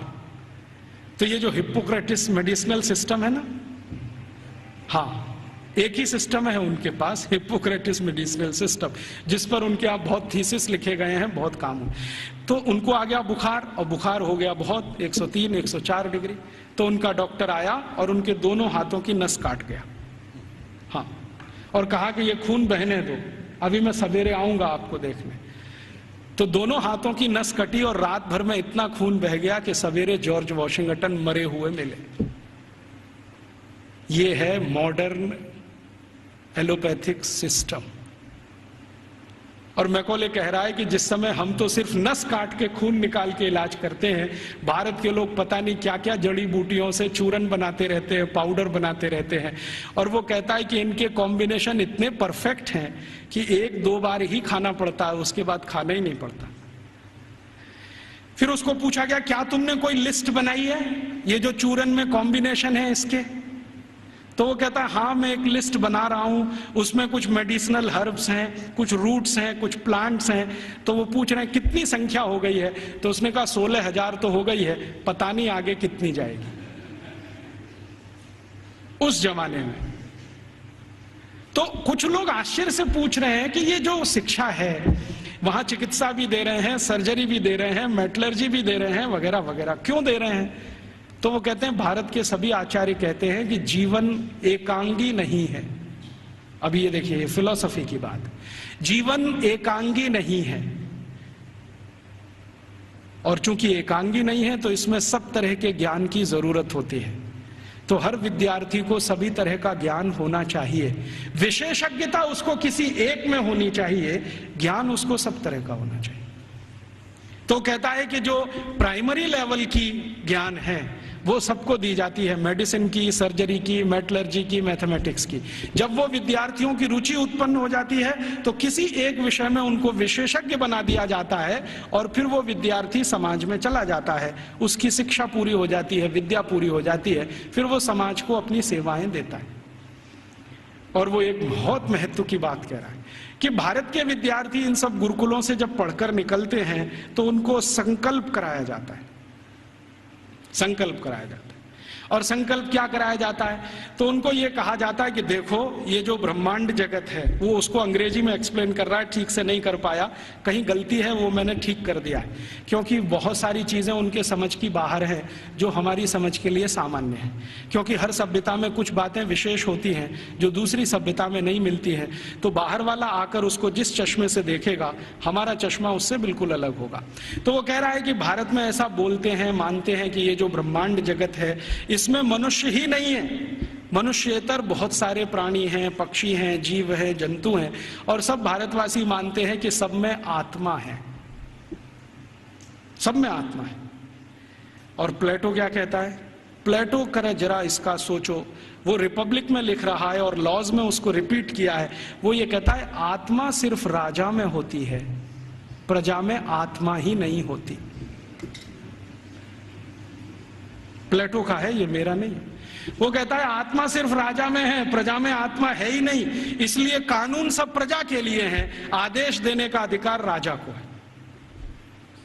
और प्लेटो तो कहता है कि राजा के मुंह से जो निकल गया वही कानून, प्रजा को उसी का पालन करना है। अच्छा, फिर प्लेटो ने स्ट्रेटिफिकेशन किया है कि राजा तो एक वर्ग है, उसके नीचे के वर्ग के उसने वर्गीकरण किया है कि प्रजा में पहला कौन, तो कहता है कि ये जो उद्योगपति हैं, व्यापारी हैं, धंधा करने वाले, ये पहले स्तर के। दूसरे स्तर पर कौन, तो अध्यापक हैं और कारीगर हैं और म्यूजिशियन हैं, संगीतकार हैं, पेंटर हैं, आगे आदि दो। तीसरे नंबर पर कौन, तो तीसरे नंबर पर खेत में काम करने वाले मजदूर हैं, फैक्ट्री में काम करने वाले मजदूर हैं वो। चौथे नंबर पर कौन, तो कहता है स्त्रियां, महिलाएं, वो चौथे नंबर पे। आखिरी पांचवा कोई नंबर नहीं है वहां। तो वो कहता है प्लेटो कि मैं कभी कभी कल्पना करता हूं कि प्रजा में गलती से आत्मा आ गई तो स्त्रियों में तो कभी नहीं आती। इसलिए वो लॉज में लिख रहा है कि कभी भी किसी न्यायाधीश को किसी स्त्री की गवाही पर विचार ही नहीं करना चाहिए, क्योंकि स्त्री को सत्य का ज्ञान नहीं है, उसको विवेक नहीं है, क्योंकि उसको आत्मा नहीं। तो आप जानते हैं ये जो मॉडर्न जस्टिस माने जुडिशियल सिस्टम निकला, जिसमें से आईपीसी, सीआरपीसी और सीपीसी आया और हमने बिना सोचे समझे उसको अपने देश में अपनाया, इस जुडिशियल सिस्टम में 1950 तक किसी महिला की गवाही को माना ही नहीं जाता था। यूरोप में अदालत में चलने वाले किसी भी मुकदमे में किसी महिला की गवाही नहीं मानी जाती थी। तो क्या हुआ, फिर यूरोप में एक बगावत हुई जिसको वीमेन्स लिव कहा जाता है, स्त्री मुक्ति, और इसका नेतृत्व किया एक फ्रांसीसी लेखिका ने, उसका नाम था सिमोन द बोउआर। उसके एक गुरु हुआ करते थे जॉन पॉल सार्त्र, जिनको आधुनिक दार्शनिकों में बहुत ऊंचा स्थान मिला हुआ है। तो सिमोन द बोउआर ने सालों साल आंदोलन चलाया, तब फ्रांस में इतना हुआ कि किसी 3 स्त्री की गवाही एक पुरुष के बराबर है। इतना हुआ, बस इतना ही हुआ। और उसके बाद सिमोन द बोउआर मर गई और वो कहती थी कि मैं इतना ही करा पाई, यही मेरे लिए बहुत है कि कम से कम अदालत ने 3 महिलाओं की गवाही एक पुरुष के बराबर तो मानी। और प्लेटो चूंकि ये कहता था कि स्त्री में आत्मा नहीं होती है, तो 1950 तक यूरोप के किसी भी देश में महिलाओं को वोट डालने का अधिकार नहीं था। वोट डालने का तो छोड़ दो, बैंक में अकाउंट खोलने का अधिकार नहीं था किसी महिला को। अकाउंट खुलेगा तो उसके पति का खुलेगा, महिला का नहीं खुलेगा। और जो विधवा है तो उसके बेटे के नाम से खुलेगा, महिला के नाम से नहीं खुलेगा। जो बेटा ही नहीं है तो पड़ोसी के बेटे के नाम से खुलेगा। हाँ, उसके नाम से बैंक अकाउंट नहीं खुल सकता। और 1950 तक यूरोप के किसी भी शहर में महिला घर से अकेली नहीं निकल सकती। क्यों? आत्मा नहीं है तो पता नहीं कहां जाएगी। तो इसलिए उसके साथ में पुरुष का होना जरूरी है, वो चाहे 3 साल का ही क्यों ना हो। और प्लेटो ने लिख दिया ना स्त्री में आत्मा नहीं होती, तो सारे यूरोपियन दार्शनिकों ने कहा है कि स्त्री तो मेज कुर्सी जैसी होती है, जब तक इस्तेमाल करो अच्छी लगती है, नहीं लगती बाहर फेंक दो, दूसरी ले आओ। ये है उनकी फिलॉसफी। तो मैकॉले ये सब वर्णन कर रहा है कि हम तो सोच ही नहीं सकते हैं हमारे यहाँ महिलाएं गुरुकुल की आचार्य हो सकती है। वो कह रहा है भारत में आधे से ज्यादा गुरुकुलों की आचार्य महिलाएं, आधे से ज्यादा। और वो कह रहा है कि ये सिर्फ गुरुकुलों की नहीं, हायर स्टडीज सेंटर में भी यही है। तो उसको पूछा जा रहा है कि ये भारत में ऐसा कैसे हो गया, महिलाओं को इतनी शिक्षा मिल गई, इतनी ऊपर आ गई। तो वो कहते हैं भारत वाले बिल्कुल विचित्र हैं, ये कुछ और मानते हैं। हम मानते हैं कि स्त्री में आत्मा नहीं होती, भारत वाले कहते हैं कि स्त्री परमात्मा के सबसे नजदीक होती है, क्योंकि उसमें पुरुष से कुछ गुण ज्यादा होते हैं। हमारे सभी शास्त्रों में आप ये देख सकते हैं, चाहे ऋग्वेद में देखना हो तो देख लीजिए। ऋग्वेद के कई सूत्र ऐसे हैं जो ये बताते हैं कि स्त्री पुरुष से ऊंची है, क्योंकि उसमें ईश्वरीय गुण हैं। और आज की जो मॉडर्न साइंस है ना, इसने इसको दूसरे तरह से कहा है कि स्त्री में एक क्रोमोसोम ज्यादा होता है, वही सारा खेल खेलता है। पुरुष में नहीं है। स्त्री तय करती है कि बच्चा होगा या नहीं होगा, पुरुष में कोई दम नहीं है। तो ये आज की मॉडर्न साइंस कहती है। हमारी साइंस तो बहुत पहले कह चुकी है कि स्त्री ईश्वर के सबसे नजदीक है।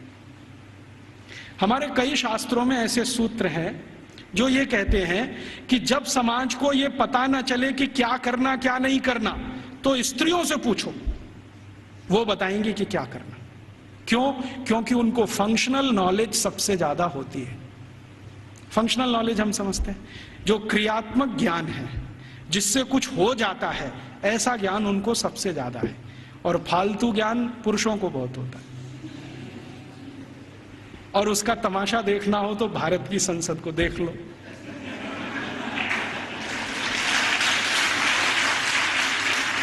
देखा आपने संसद में जो पुरुष सांसद हैं वो मां बहन की गालियां देते हैं और स्त्री सांसदों को चुपचाप निकल जाना पड़ता है।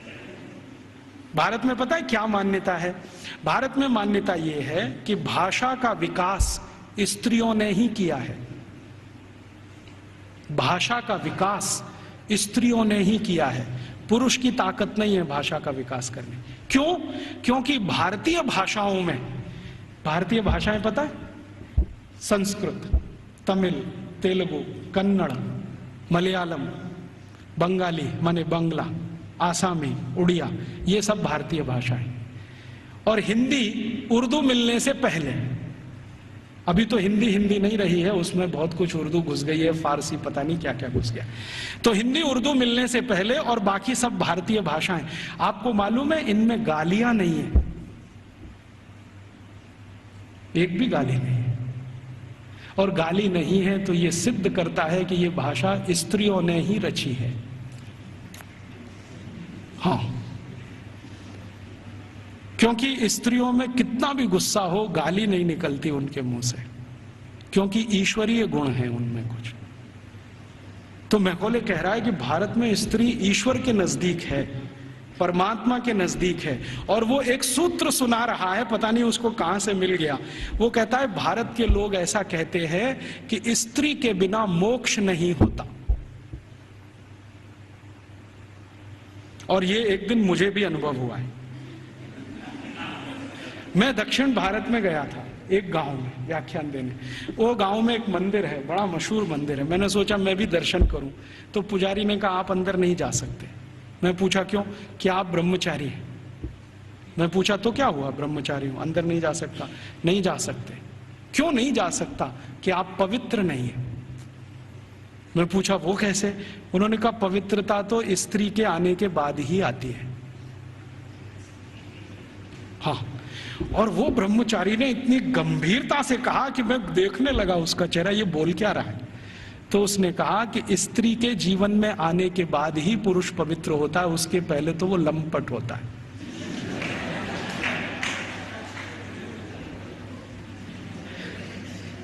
तो मंदिर में मुझे घुसने नहीं दिया उसने। और वो कहता आप तो क्या, हजारों साल से यहां कोई भी व्यक्ति बिना पत्नी के मंदिर में गया नहीं है। तो मैंने कहा ठीक है, फिर कभी हो तो सोचूंगा। तो मैं वापस चला आया। ये बात को मैकॉले बोल रहा है वहां कि भारतवासी बोलते हैं कि मोक्ष स्त्री के साथ ही होता है। और हमारे सभी ऋषि मुनि गृहस्थ थे, सदगृहस्थ थे, ब्रह्मचारी नहीं थे। मैंने जितने ऋषि मुनियों को आज तक पढ़ा है, सबको तो नहीं पढ़ा, लेकिन जितने को पढ़ा है सब गृहस्थ थे। इसलिए गृहस्थ आश्रम कोई ऊंची चीज है हमारे यहाँ। तो ये वो बोलता है कि जब ऊंची चीज आपके पास है तो उससे और ऊंची प्राप्त करने की ताकत है। जो ऊंची नहीं है तो ज्यादा ऊंची तो मिलेगी नहीं। तो भारत में तो स्त्री का ये हैसियत है कि वो अगर नहीं है तो परिवार नहीं है, समाज नहीं है, संस्कार नहीं है, भाषा नहीं है, ज्ञान नहीं है। इसलिए भारत में स्त्रियां तो बहुत ऊंची हैं।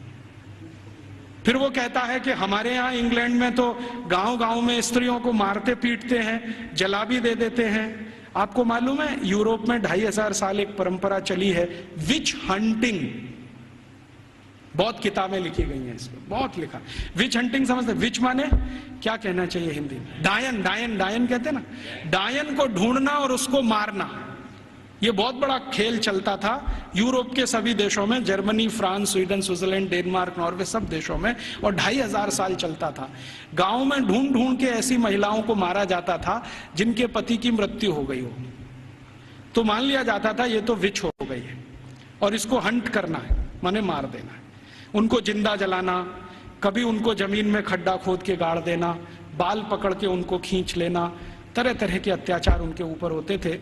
और किस देश में किस साल में कितनी महिलाओं को विच हंटिंग किया गया, इसके रिकॉर्ड्स आजकल मैं इकट्ठे कर रहा हूं।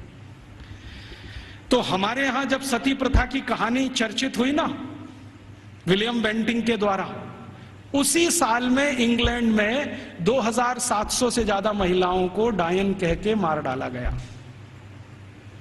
उसी साल में। अब हुआ क्या कहानी में कि विलियम बेंटिंक ने अपने देश में जो 2500 से ज्यादा महिलाओं को डायन मरवाया कह के, उसकी चर्चा तो की नहीं आज तक। एक किसी महिला को इस देश में डायन सिद्ध करके मरवा दिया, उसको इतना ग्लोरीफाई कर दिया कि भारत के सभी गांवों में यही होता है।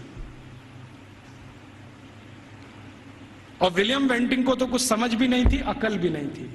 अभी थोड़े दिन पहले इस प्रश्न का मुझे उत्तर मिला। भारत देश में आप जानते हैं कि 4500 से ज्यादा वनवासी जातियां हैं, 4556 हैं कुछ वनवासी जातियां। जैसे गोंड हैं, वो एक वनवासी जाति है। ऐसे ही गोंड जैसे 4500 से ज्यादा समूह हैं। इनके बीच में मैं पिछले कुछ सालों से घूम रहा हूं और मैंने वहां देखा कि सती का मतलब क्या होता है, सती कहते किसको है। एक बार गोंड लोगों के एक बहुत बड़े सम्मेलन में मैं गया और वहां किसी को सती किया जाना था। मैंने कहा चल के देखूं ये होता क्या है सती होना। तो वहां हुआ ये था कि एक महिला के पति का देहांत हो गया, स्वर्गवास हो गया, और पति का स्वर्गवास हो गया तो उसकी अंतिम यात्रा के लिए गांव के लोग जा रहे हैं। अंतिम संस्कार वो ऐसे ही करते हैं जैसे हम करते हैं, अग्निदाह करते हैं, लकड़ियां इकट्ठी करते हैं। तो मैंने देखा कि उसकी पत्नी आती है और उसके चारों तरफ प्रदक्षिणा करती है और संस्कृत के मंत्र बोलते हैं। कभी कभी उनको भूल जाएं तो वो अपनी भाषा के मंत्र बोलने लगते, लेकिन मंत्र उच्चार होता है, बराबर होता है, पूरे समय होता है। जितने समय तक लाश जलती है तब तक वो मंत्रोच्चार करते रहते हैं, कुछ ना कुछ बोलते हैं।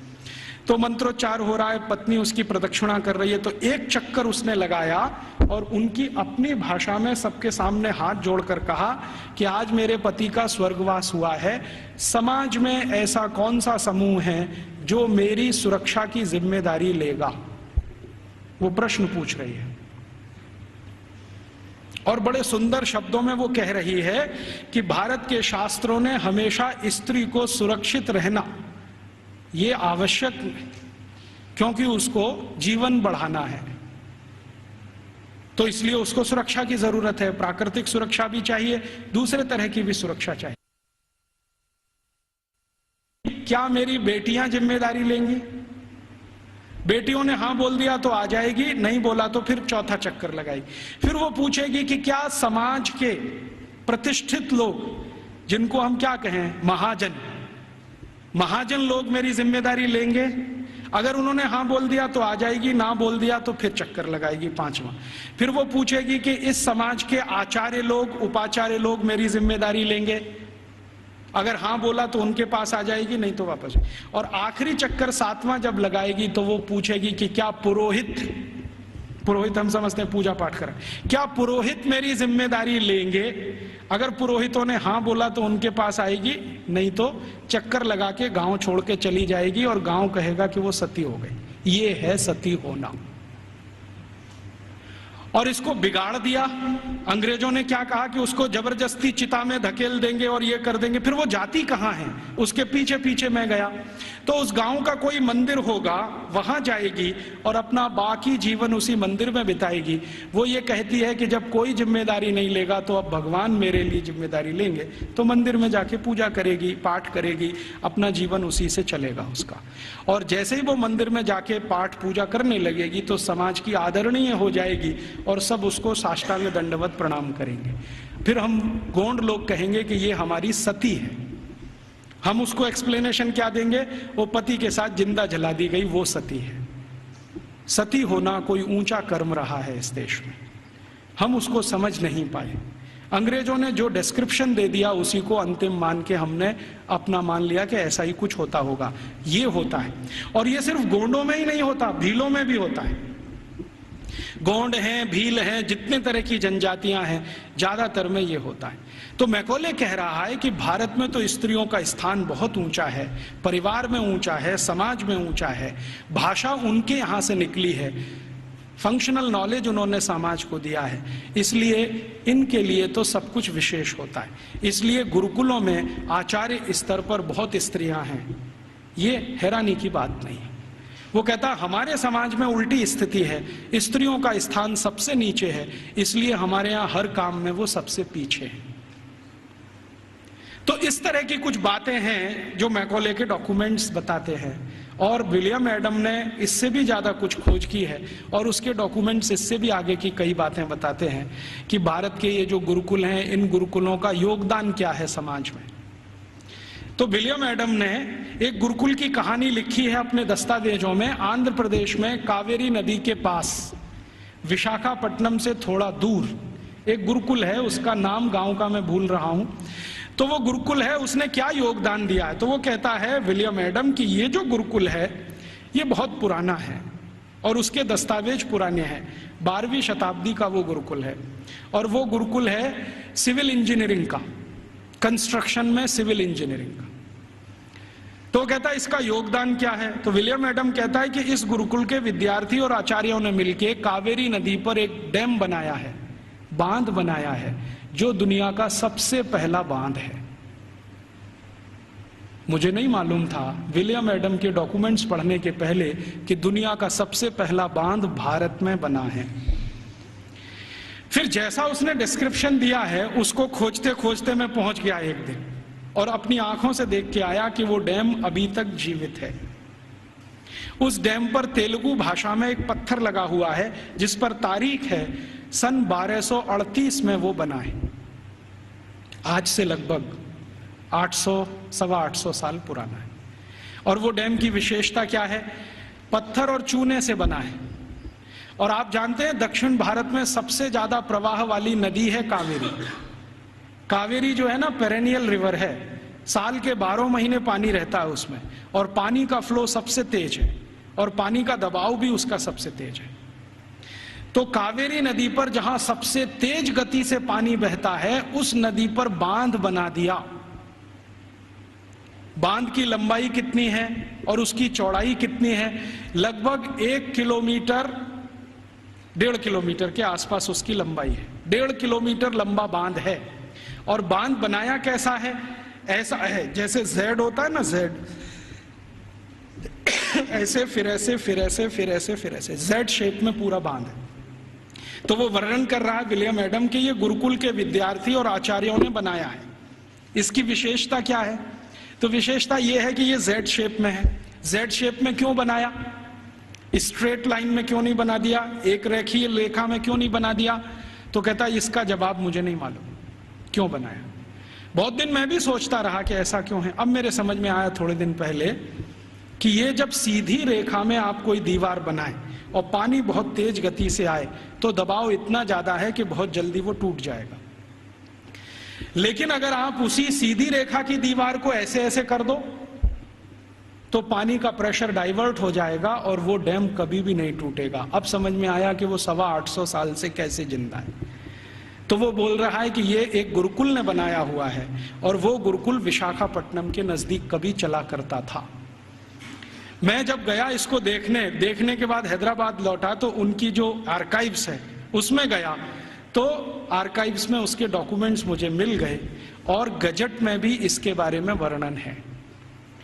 तो वो कह रहा है विलियम एडम कि भारत के गुरुकुल में पढ़ने वाले विद्यार्थी और उनको पढ़ाने वाले आचार्य कितने समाज के काम करते हैं उसका ये नमूना है। राजा डैम नहीं बनाते, विद्यार्थी और उनके अध्यापक मिलकर डैम बना लेते हैं। और विलियम एडम लिख रहा है कि भारत में ऐसे हजारों तालाब गांव-गांव में विद्यार्थियों ने और उनके अध्यापकों ने बना दिए। ऐसी हजारों गौशालाएं गांव-गांव में विद्यार्थियों ने और अध्यापकों ने बना दी।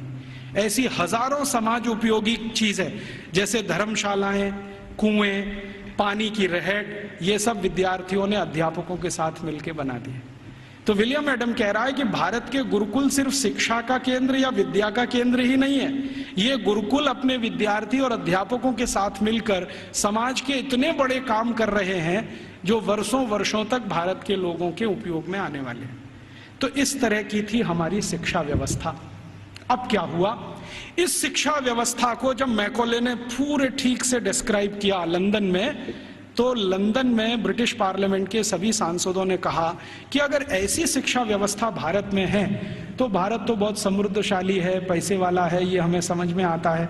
कई गुरुकुलों का उसने वर्णन किया है जो कृषि विज्ञान सिखाते हैं, कृषि शास्त्र सिखाते हैं। तमिलनाडु के कई गुरुकुलों का जिक्र है जिसमें कृषि विज्ञान ऐसा सिखाया जाता है जहां 1 एकड़ में 56 क्विंटल चावल पैदा होता है, उसकी विद्या वो सीखते हैं वहां पर।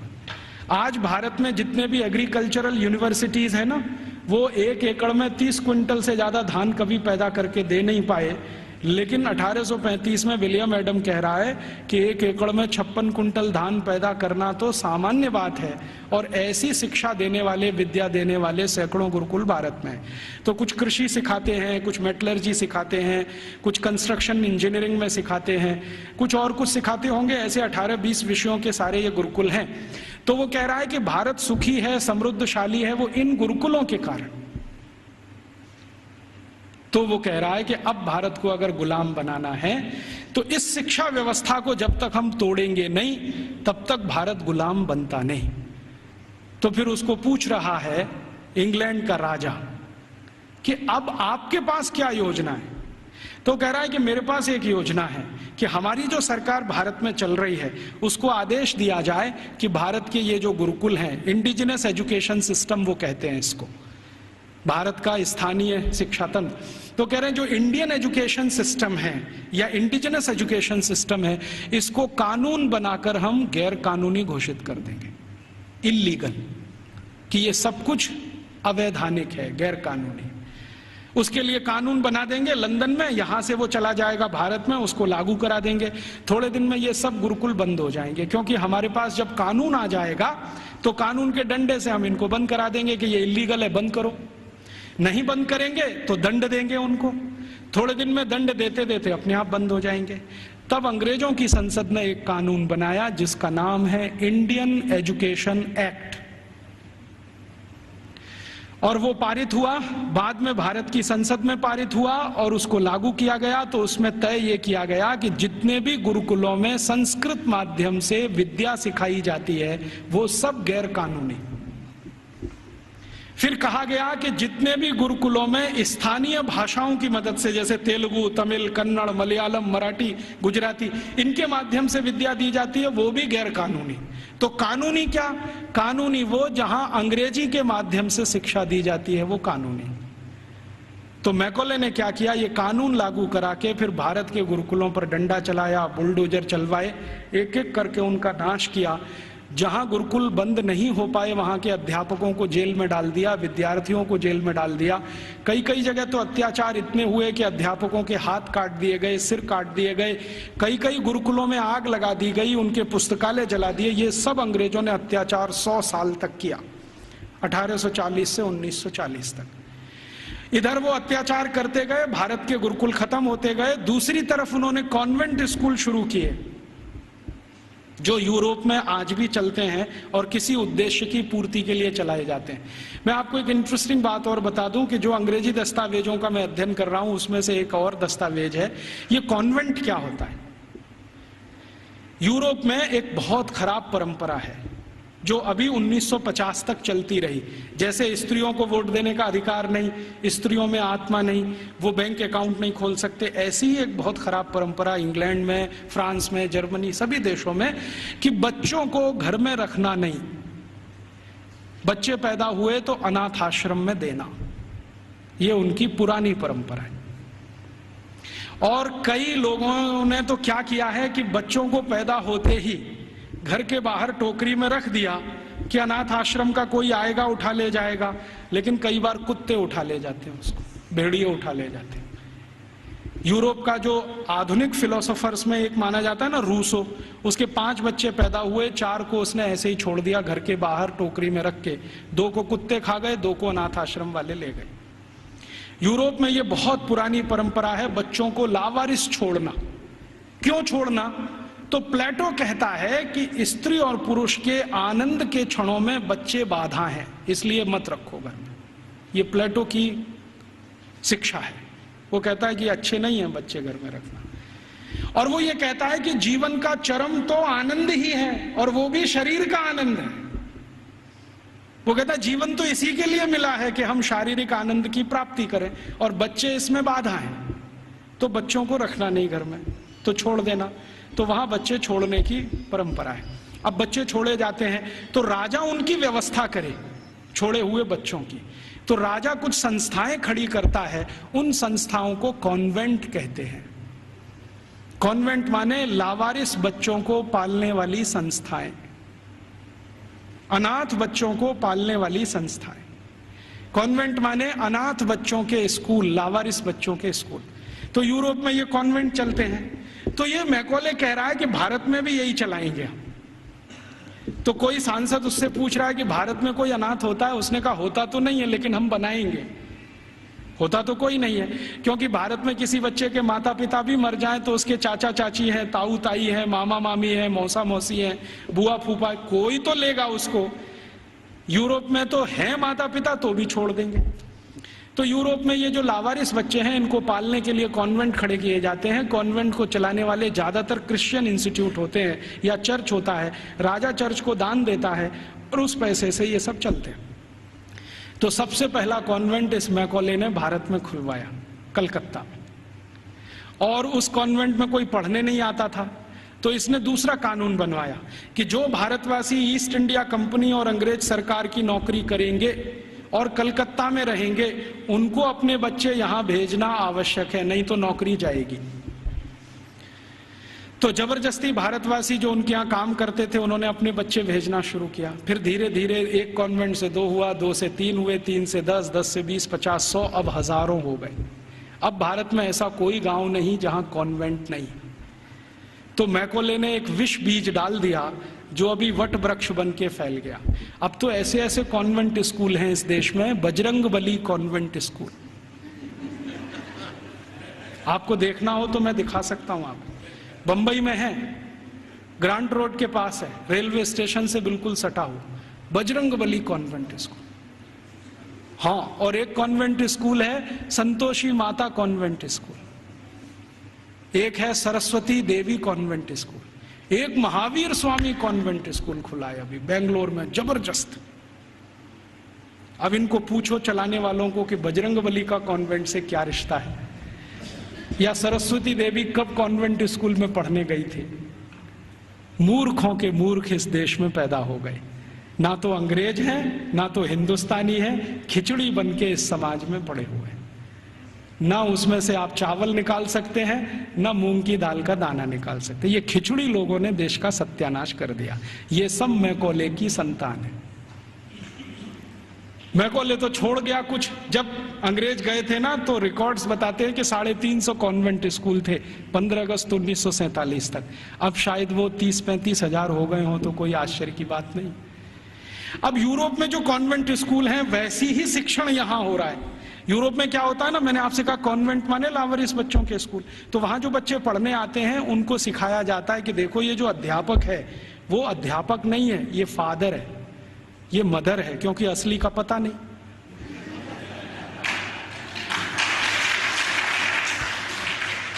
असली का तो कुछ पता नहीं, लावारिस है, किसका है बाप उसका और कौन है उसकी माँ। तो स्कूल में जो पढ़ाने वाले होते हैं ना टीचर, तो पुरुष है तो फादर, माने ओल्ड एज है तो फादर, और यंग एज है तो ब्रदर, और ओल्ड लेडी है कोई तो मदर, और यंग लेडी है तो सिस्टर। तो कॉन्वेंट में उनको बुलवाते हैं, ये फादर है, ये मदर है, ये ब्रदर है, ये सिस्टर है, क्योंकि असली नहीं है। अब हमने भारतवासियों ने बिना सोचे नकल कर लिया उसका। हमारे यहां तो घर में है असली, और कॉन्वेंट में जा रहा है बच्चा तो वहां हो गए नकली, और वहां उसको मदर फादर ही बोलना पड़ता है।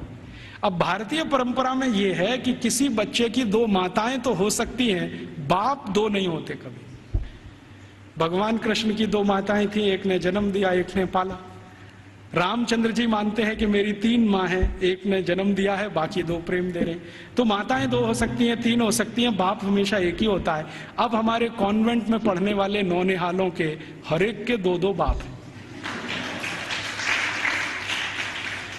एक तो घर में है असली और दूसरे हैं वहां नकली। और मैं आपको अंग्रेजी की एक शब्द की व्याख्या करता हूं। अंग्रेजी में एक शब्द होता है जो गाली के रूप में इस्तेमाल किया जाता है, बास्टर्ड। बास्टर्ड वही होता है जिसके दो बाप होते हैं। तो हमने अपने अपने नौनिहालों को सबको बास्टर्ड बनाने का धंधा शुरू कर दिया है और बड़े गर्व से कहते हैं मेरा बेटा सेंट मैरी कॉन्वेंट में जाता है, जीसस कॉन्वेंट में जाता है, फलाने कॉन्वेंट में, ढिमा के कॉन्वेंट में। फिर उन कॉन्वेंटों में बड़ी बड़ी विचित्र विचित्र चीजें सिखाई जाती हैं। आजकल सिखाया जाता वैलेंटाइन डे, सेलिब्रेट करो वैलेंटाइन डे। ये वैलेंटाइन का किस्सा क्या है? वैलेंटाइन का किस्सा ये है कि यूरोप में, मैंने कहा ना बच्चों को साथ रखने की परंपरा नहीं है, ऐसी ही एक बहुत खराब परंपरा है बिना शादी के साथ रहने की। एक शब्द चलता है यूरोप में, लिव इन रिलेशनशिप, माने शादी तो करनी नहीं है लेकिन साथ में रहना है। और ये क्यों ऐसा है? इसमें छुटकारा आसान है, सवेरे किया शाम को निकल गए, कहीं दूसरे के घर में घुस गए, फिर तीसरे के, फिर चौथे के। तो जैसे कुत्ते घूमते रहते हैं ना, ऐसे।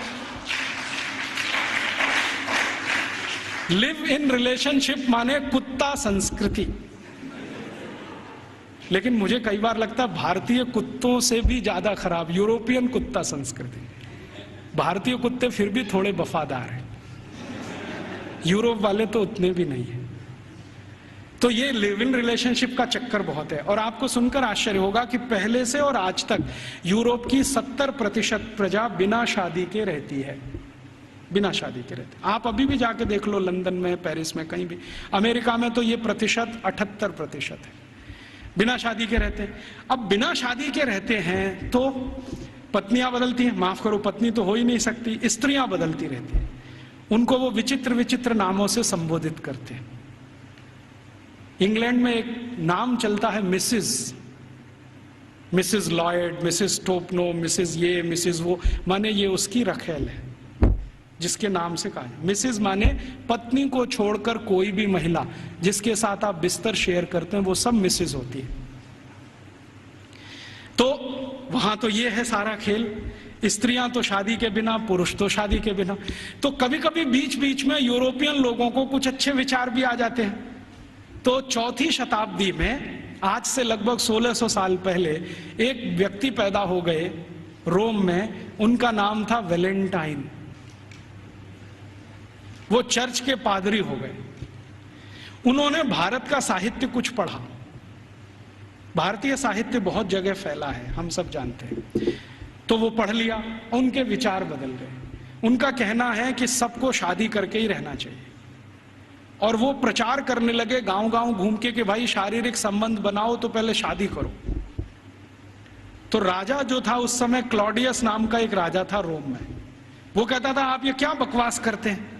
वो कहते थे ये बकवास नहीं है, बहुत अच्छी जीवन पद्धति है, पूर्वी भारत में, पश्चिम भारत में सब जगह यही चलती है, वहां के लोग बहुत अच्छे हैं, स्त्रियां बहुत अच्छी हैं, आप भी अगर इसमें आ जाओ तो बहुत अच्छा होगा, बीमारियां कम हो जाएंगी वगैरह वगैरह, समाज व्यवस्थित हो जाएगा। तो वो घूमते थे गांव गांव, प्रचार करते थे भाई शादी करो, शादी करो, शादी करो। और राजा जो होता था वो रोकता था कि शादी क्यों करना, हमारी तो परंपरा है बिना शादी के रहना। तो राजा और वैलेंटाइन का झगड़ा चलता था। तो वैलेंटाइन साहब क्या करते थे कि जो भी शादी करने को तैयार हुआ उसको अपने चर्च में बुलाते थे और उसकी शादी करते थे। ये सिलसिला उन्होंने 20-25 साल चलाया। अब वो राजा बहुत परेशान हो गया, तो एक दिन उसने वैलेंटाइन को फांसी पर लटकाने का आदेश दे दिया।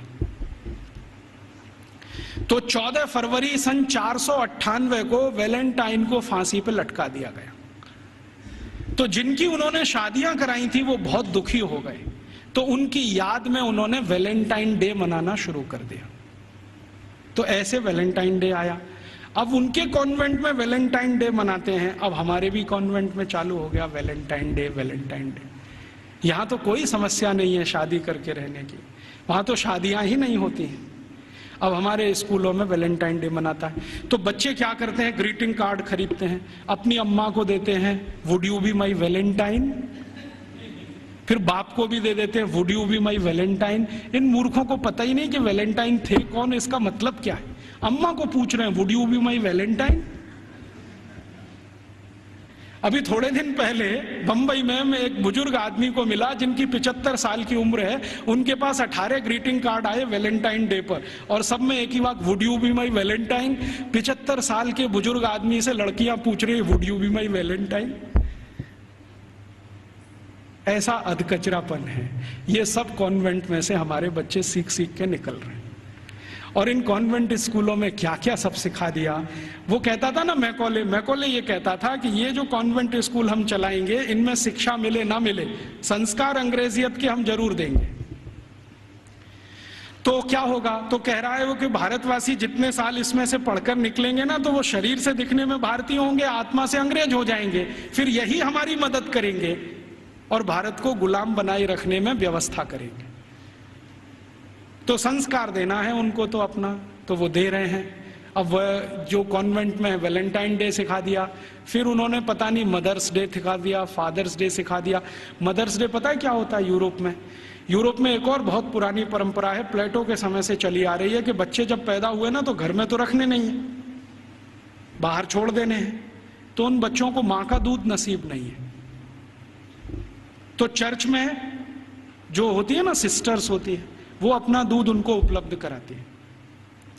अब आप में से कई लोगों को यह प्रश्न होगा कि बायोलॉजिकली ये संभव कैसे है, वो नर्स तो मां बनी नहीं, तो उसको दूध कैसे आएगा। लेकिन अभी आधुनिक विज्ञान ने यह सिद्ध कर दिया है कि कोई बच्चा लगातार 2-3 दिन तक बिना विवाहित किसी महिला को लगातार स्तनपान करे तो चौथे 5वें दिन से दूध आना शुरू हो जाता है। तो उनके यहां नर्सिंग जो होती है वो सिस्टर्स के द्वारा होती है या नर्सिस के द्वारा होती है, मां नहीं करती है।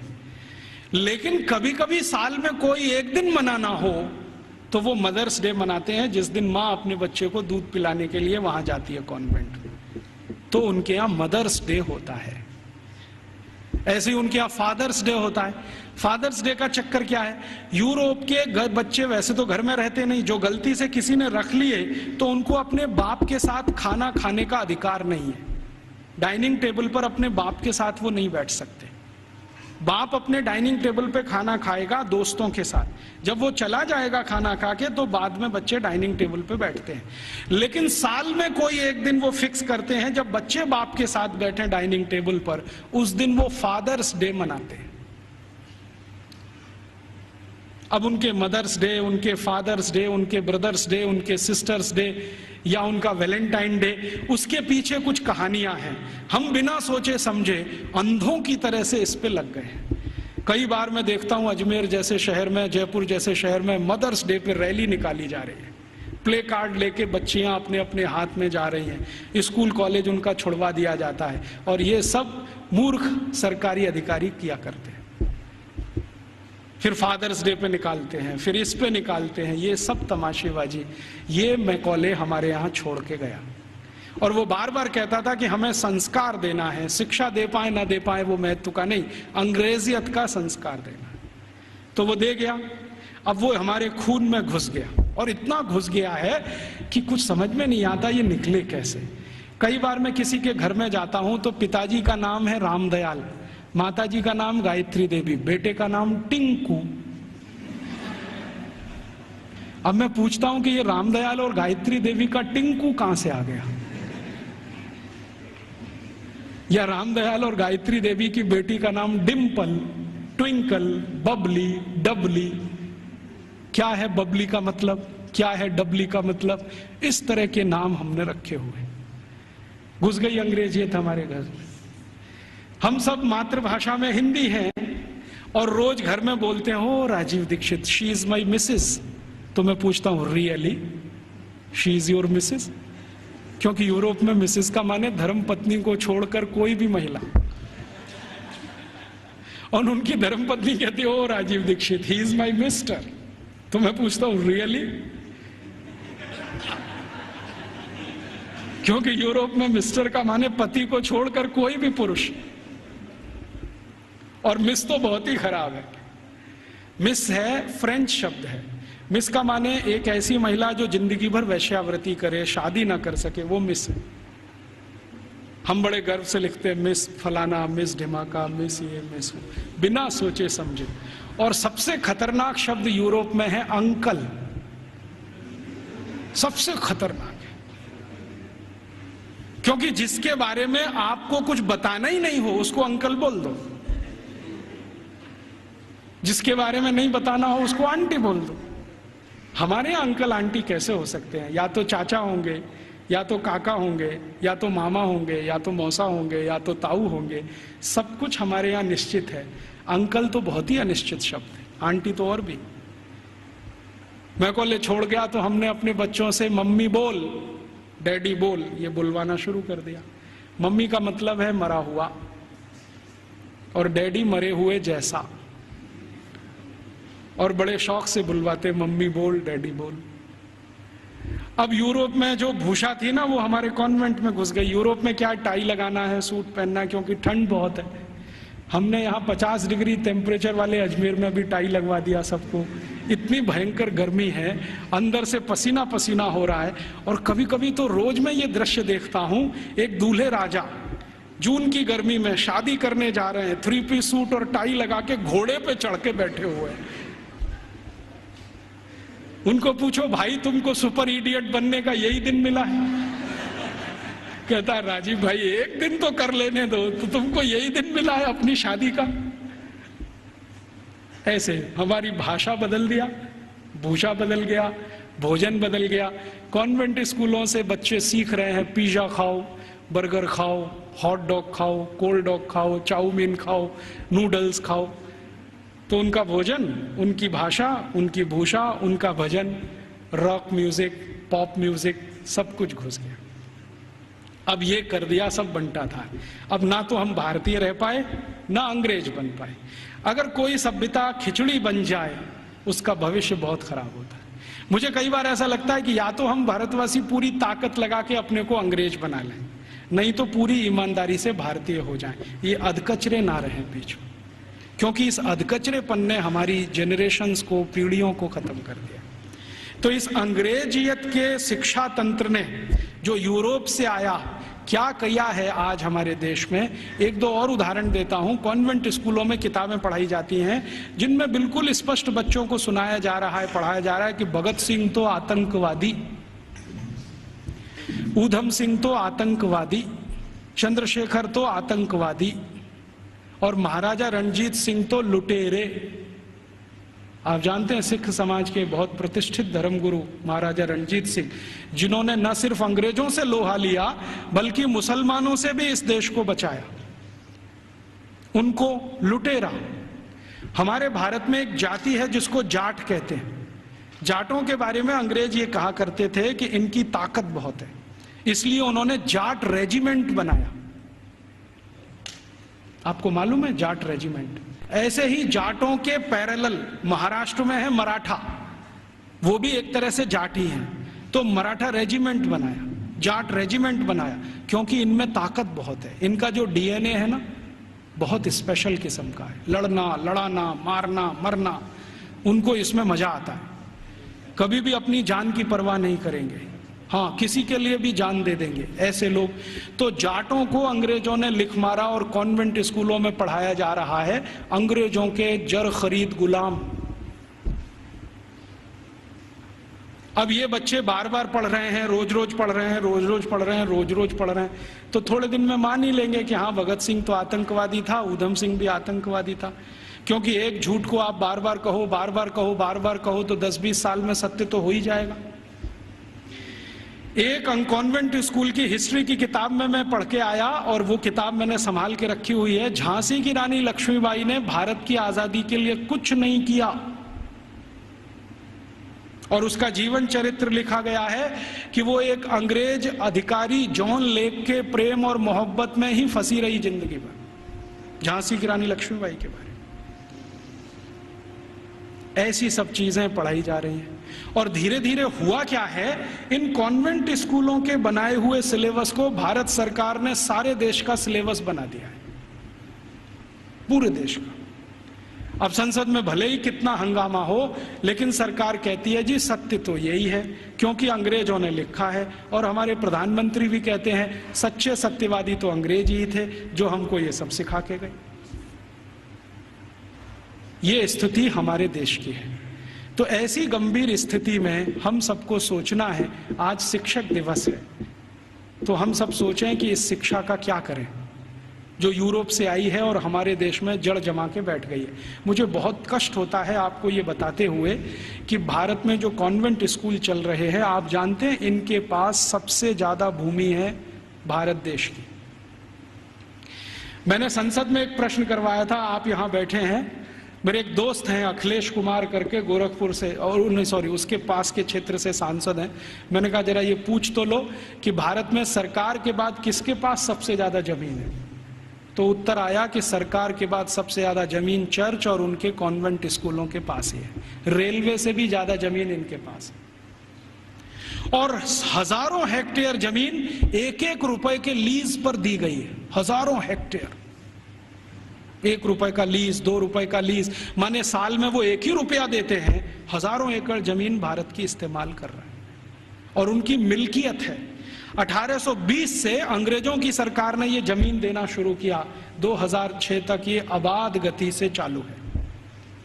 हमारी ही जमीन है, हमारा ही पानी है, हमारे ही संसाधन है। पहले मैं क्या सोचता था कि इन कॉन्वेंट स्कूलों में डोनेशन बहुत देती होगी सरकार, लेकिन संसद में एक जब सवाल करवाया तो पता चला कि सरकार का डोनेशन तो 10% ही है, बाकी समाज का डोनेशन। अकेले मैं मुंबई का आंकड़ा आपको दे रहा हूं। बंबई में जितने कॉन्वेंट स्कूल चलते हैं उसमें 92% हिंदू समाज के लड़के लड़कियां पढ़ते हैं, 92%। 2.5% क्रिश्चियन समाज के हैं और बकाया में मुसलमान हैं। ये है स्थिति। तो 92% विद्यार्थी हिंदू समाज के जो पढ़ते हैं बंबई में कॉन्वेंट स्कूलों में, वो सब विद्यार्थी के माँ बाप 1 साल की फीस के रूप में 18,000 करोड़ रुपए देते हैं। आप सोचते हैं ये रकम कितनी बड़ी है? राजस्थान सरकार के बजट का लगभग आधा बंबई, सिर्फ बंबई के कॉन्वेंट, फिर कलकत्ता के कॉन्वेंट, मद्रास के कॉन्वेंट, हैदराबाद के कॉन्वेंट, दिल्ली के, इन सबको मैंने जोड़ना शुरू किया। फिर B क्लास सिटीज के कॉन्वेंट जैसे अजमेर है, जयपुर है, ऐसे शहर, फिर C क्लास। कुल कॉन्वेंट स्कूलों में साल का भारतीय समाज के द्वारा 1 लाख करोड़ रुपए से ज्यादा का डोनेशन और फीस दी जा रही है। हमसे पैसा ले रहे हैं और हमारे ही बच्चों का दिमाग घुमा रहे हैं। और ऐसे ऐसे दिमाग घुमाए जाते हैं। एक कॉन्वेंट स्कूल के खिलाफ मैंने मुकदमा दाखिल किया हुआ है गुजरात हाई कोर्ट में। मामला क्या था, छोटे छोटे बच्चे वहां पढ़ने को आते हैं, तो उन बच्चों को लेने के लिए बस जाती है, तो ड्राइवर को कहा जाता है कि जानबूझ के बस बंद कर देना। तो कभी भी वो ड्राइवर बस बंद कर देता है। फिर बच्चों को कहता देखो बस खराब हो गई, तुम्हारे भगवान का नाम लो। तो बच्चे का नाम लेते हैं, हनुमान जी का, राम का, बस चालू नहीं होती। फिर वो कहता देखो तुम्हारे भगवान तो कमजोर हैं, ये तो चालू नहीं हो रही, अब ईसा मसीह का नाम लो। जैसे ही बच्चे ईसा मसीह का नाम लेते हैं वो तुरंत स्टार्ट कर देता है। तो 3-3 साल के बच्चों के दिमाग में आ जाता अरे ईसा मसीह तो बहुत ताकतवर है। फिर वो बच्चे आके अपने घर में मम्मी पापा को बोलते हैं अरे देखो हमारी बस खराब हो गई थी, हमने ईसा मसीह का नाम लिया, वो चालू हो गई। ये मैंने एक घर में एक बच्चे के मुंह से सुना, उस दिन मेरी आत्मा हिल गई। मैंने कहा ये हो क्या रहा है। आज मैं आपके यहां आने से पहले शाहपुरा एक छोटे से नगर में था, तो वहां पर राम सनेही संप्रदाय के एक बड़े संत हैं। उन्होंने तो कहा कि इतना ही नहीं होता, कॉन्वेंट स्कूल में आगे भी होता है। बच्चे जो छोटे छोटे होते हैं ना, जिनके मन भोले भाले हैं, उनको एक खेल खिलाया जाता है कि उनके राम और कृष्ण है ना, उनकी मूर्तियां बनाई जाती हैं मेटल्स की और बच्चों को दिया जाता है। फिर वो कहते हैं कि स्विमिंग पूल में इनको तैराओ, तो बच्चे उनको डाल देते हैं, वो सब डूब जाती है क्योंकि मेटल्स की। तो कहते हैं देखो तुम्हारे भगवान डूब गए। फिर उन्हीं छोटे छोटे बच्चों को काष्ठ की मूर्तियां दी जाती हैं, लकड़ी की, ईसा मसीह की, कहते हैं तैराओ, तो वो तैरने लगती है। तो बच्चों को कहते हैं देखो ईसा मसीह इतने ताकतवर हैं कि वो तैर सकते हैं, रामकृष्ण तो डूब गए तो तुमको भी तो लोकमान्य तिलक की इस बात को फिर याद करें, दुश्मन हमसे ताकतवर है, बहिष्कार करो और असहयोग करो। बाद में गांधी जी ने उसको और तेज से कहा। हम इन कॉन्वेंट स्कूलों को और इस एजुकेशन को हटाना चाहते हैं यूरोपियन, तो इसके लिए असहयोग करो और बहिष्कार करो। मतलब मैंने आपसे कहा कि 92% विद्यार्थी हमारे हैं जो वहां पढ़ने जा रहे हैं, इनको रोको। और हम इसको अपने घर से शुरू करें कि हम हमारे घर के किसी बच्चे को कॉन्वेंट में नहीं पढ़ाएंगे, क्योंकि हम उसको बास्टर्ड नहीं बनाएंगे। वो इंजीनियर बने ना बने, डॉक्टर बने ना बने, कम से कम बास्टर्ड तो ना बने। इतना अपमान तो ना करें हम अपने पिता का। तो हम नहीं भेजेंगे हमारे बच्चों को, तो फिर कहां भेजेंगे? जो हमारे स्कूल चलते हैं उनमें भेजेंगे। फिर आप कहेंगे उनमें सुख सुविधाएं कम है, बढ़ जाएंगी। जब धन का प्रवाह कॉन्वेंट स्कूलों से भारतीय स्कूलों की तरफ होगा तो सुविधाएं भी बढ़ जाएंगी। आप सोचो 18,000 करोड़ रुपया बंबई के कुछ कॉन्वेंट स्कूल को हर साल मिलता है, इतना ही रुपया आर्य समाज के गुरुकुलों को मिल जाए, या सनातन समाज के लोगों को मिल जाए, या किसी और संस्थाओं को मिल जाए जो भारतीयता आधारित गुरुकुल चलाते हैं, तो वो सुख सुविधाओं वाले हो जाएंगे। वो तो धन के प्रवाह को बदलने की जरूरत है। अभी धन का प्रवाह कॉन्वेंट स्कूलों की तरफ है तो सुख सुविधाएं वहां ज्यादा हैं। हमारे स्कूल पानी से प्यासे हैं, बैठने को जमीन पे टाट पट्टी नहीं है, स्कूल में पढ़ाने के लिए ब्लैक बोर्ड नहीं है, सामान्य जरूरतों की चीजें जैसे संडास घर होना चाहिए वो भी नहीं है। तो ये इसलिए कि धन की कमी है, धन का प्रवाह उस तरफ है, इसको मोड़ दो। तो समाज में एक बहस चले इस पर कि ये कॉन्वेंट स्कूल आए कहाँ से हैं, उनके यहाँ शिक्षा की क्या स्थिति रही है, तो शायद इसमें से एक समझ बने और ये समझ हिंदुस्तान में अगले 2-3 वर्षों में कोई अभियान का स्वरूप ले और ये अभियान हिंदुस्तान के इस विष बीज को उखाड़ कर फेंक दे, ऐसी भावना मेरे मन में है। मैंने इसके लिए एक और प्रयास शुरू किया है। बहुत लोग जब कहते हैं कि राजीव भाई विकल्प दो, तो हमने खुद अपने इस आजादी बचाओ आंदोलन की तरफ से 6 गुरुकुल बनाना शुरू किया और वो लगभग 1 साल में शुरू हो जाएंगे। उन सभी गुरुकुलों को वैसे ही पढ़वाना है जैसे कभी 200 साल पहले था। वही 18 विषय हमने चुने हैं जो 200 साल पहले पढ़ाए जाते हैं। और हमारे गुरुकुलों की ये मान्यता रही है कि शिक्षा और विद्या सबके लिए, किसी एक के लिए नहीं। पैसा है या नहीं ये महत्व का नहीं है, शिक्षा और विद्या हर एक के लिए। वो जाति का है, धर्म का है, इससे मतलब नहीं। हमारे गुरुकुलों में सभी तरह के विद्यार्थी। आप तो जानते हैं कि भारतीय शास्त्र कहते हैं कि शिक्षा, विद्या और न्याय और चिकित्सा सबको निशुल्क उपलब्ध होनी चाहिए, बिना किसी भेदभाव के। तो हमने सोचा है कि कम से कम शिक्षा और विद्या तो निशुल्क उपलब्ध कराएं। तो हमारे गुरुकुलों में हम फीस नहीं लेंगे, ये संकल्प से हम शुरू कर रहे हैं। फिर ये चलेंगे कैसे? इनको चलाने के लिए विद्यार्थियों को हर दिन 2 घंटे श्रम दान करना पड़ेगा। या तो 2 घंटे वो चरखा चलाएं, या तो 2 घंटे खेत में काम करें, या तो 2 घंटे वो साबुन बनाएं, मंजन बनाएं, वॉशिंग पाउडर बनाएं।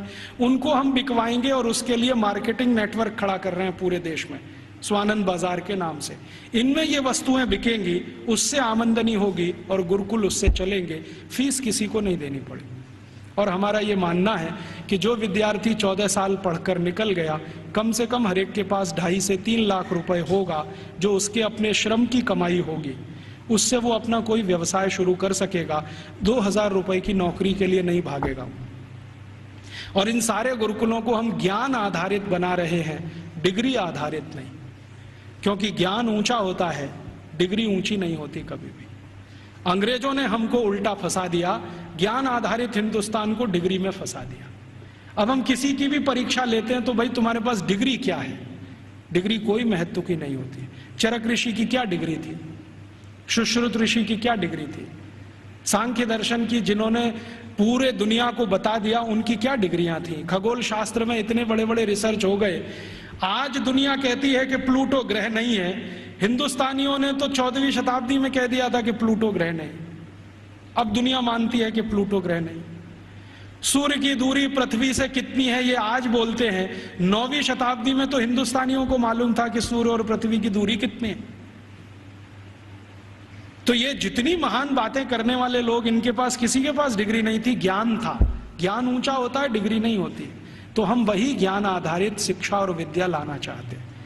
अभी शुरू में हम शायद माइनॉरिटी में होंगे, लेकिन हर माइनॉरिटी समय में मेजॉरिटी हो जाती है। कौन जाने कल को ये अभियान चल पड़ा तो बहुत बड़ा हो जाएगा।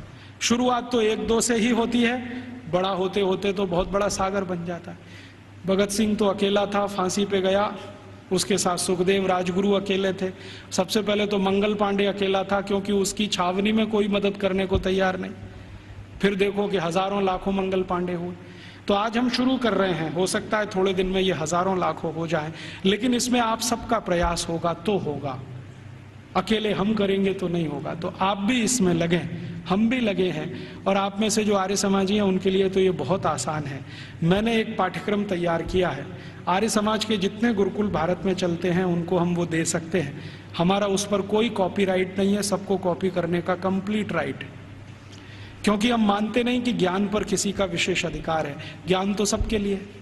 मैंने कहीं से लिया, आपको दिया, आप किसी और को दे दीजिए। तो आर्य समाज के सभी गुरुकुलों को मैं दे सकता हूं और दूसरे गुरुकुलों को दे सकता हूं। वहां भी ये साथ साथ शुरू हो जाए, हम प्रयास करें, आप भी करें, तो हो सकता है 3-4 साल में इस देश की शिक्षा का ढांचा और दिशा दोनों बदल जाए। ऐसे अभीष्ट की कामना करके आपके पास आया। आपने बड़े ध्यान शांति से सुना, आपका आभारी हूँ। इन बातों को किसी और को भी सुनाएंगे तो और आभारी रहूँगा। कुछ बातें ऐसी मैंने कही हों जो आपको अच्छी न लगी हो तो उनको यहीं छोड़ कर जाइए, उसके लिए माफ़ी चाहता हूँ। धन्यवाद।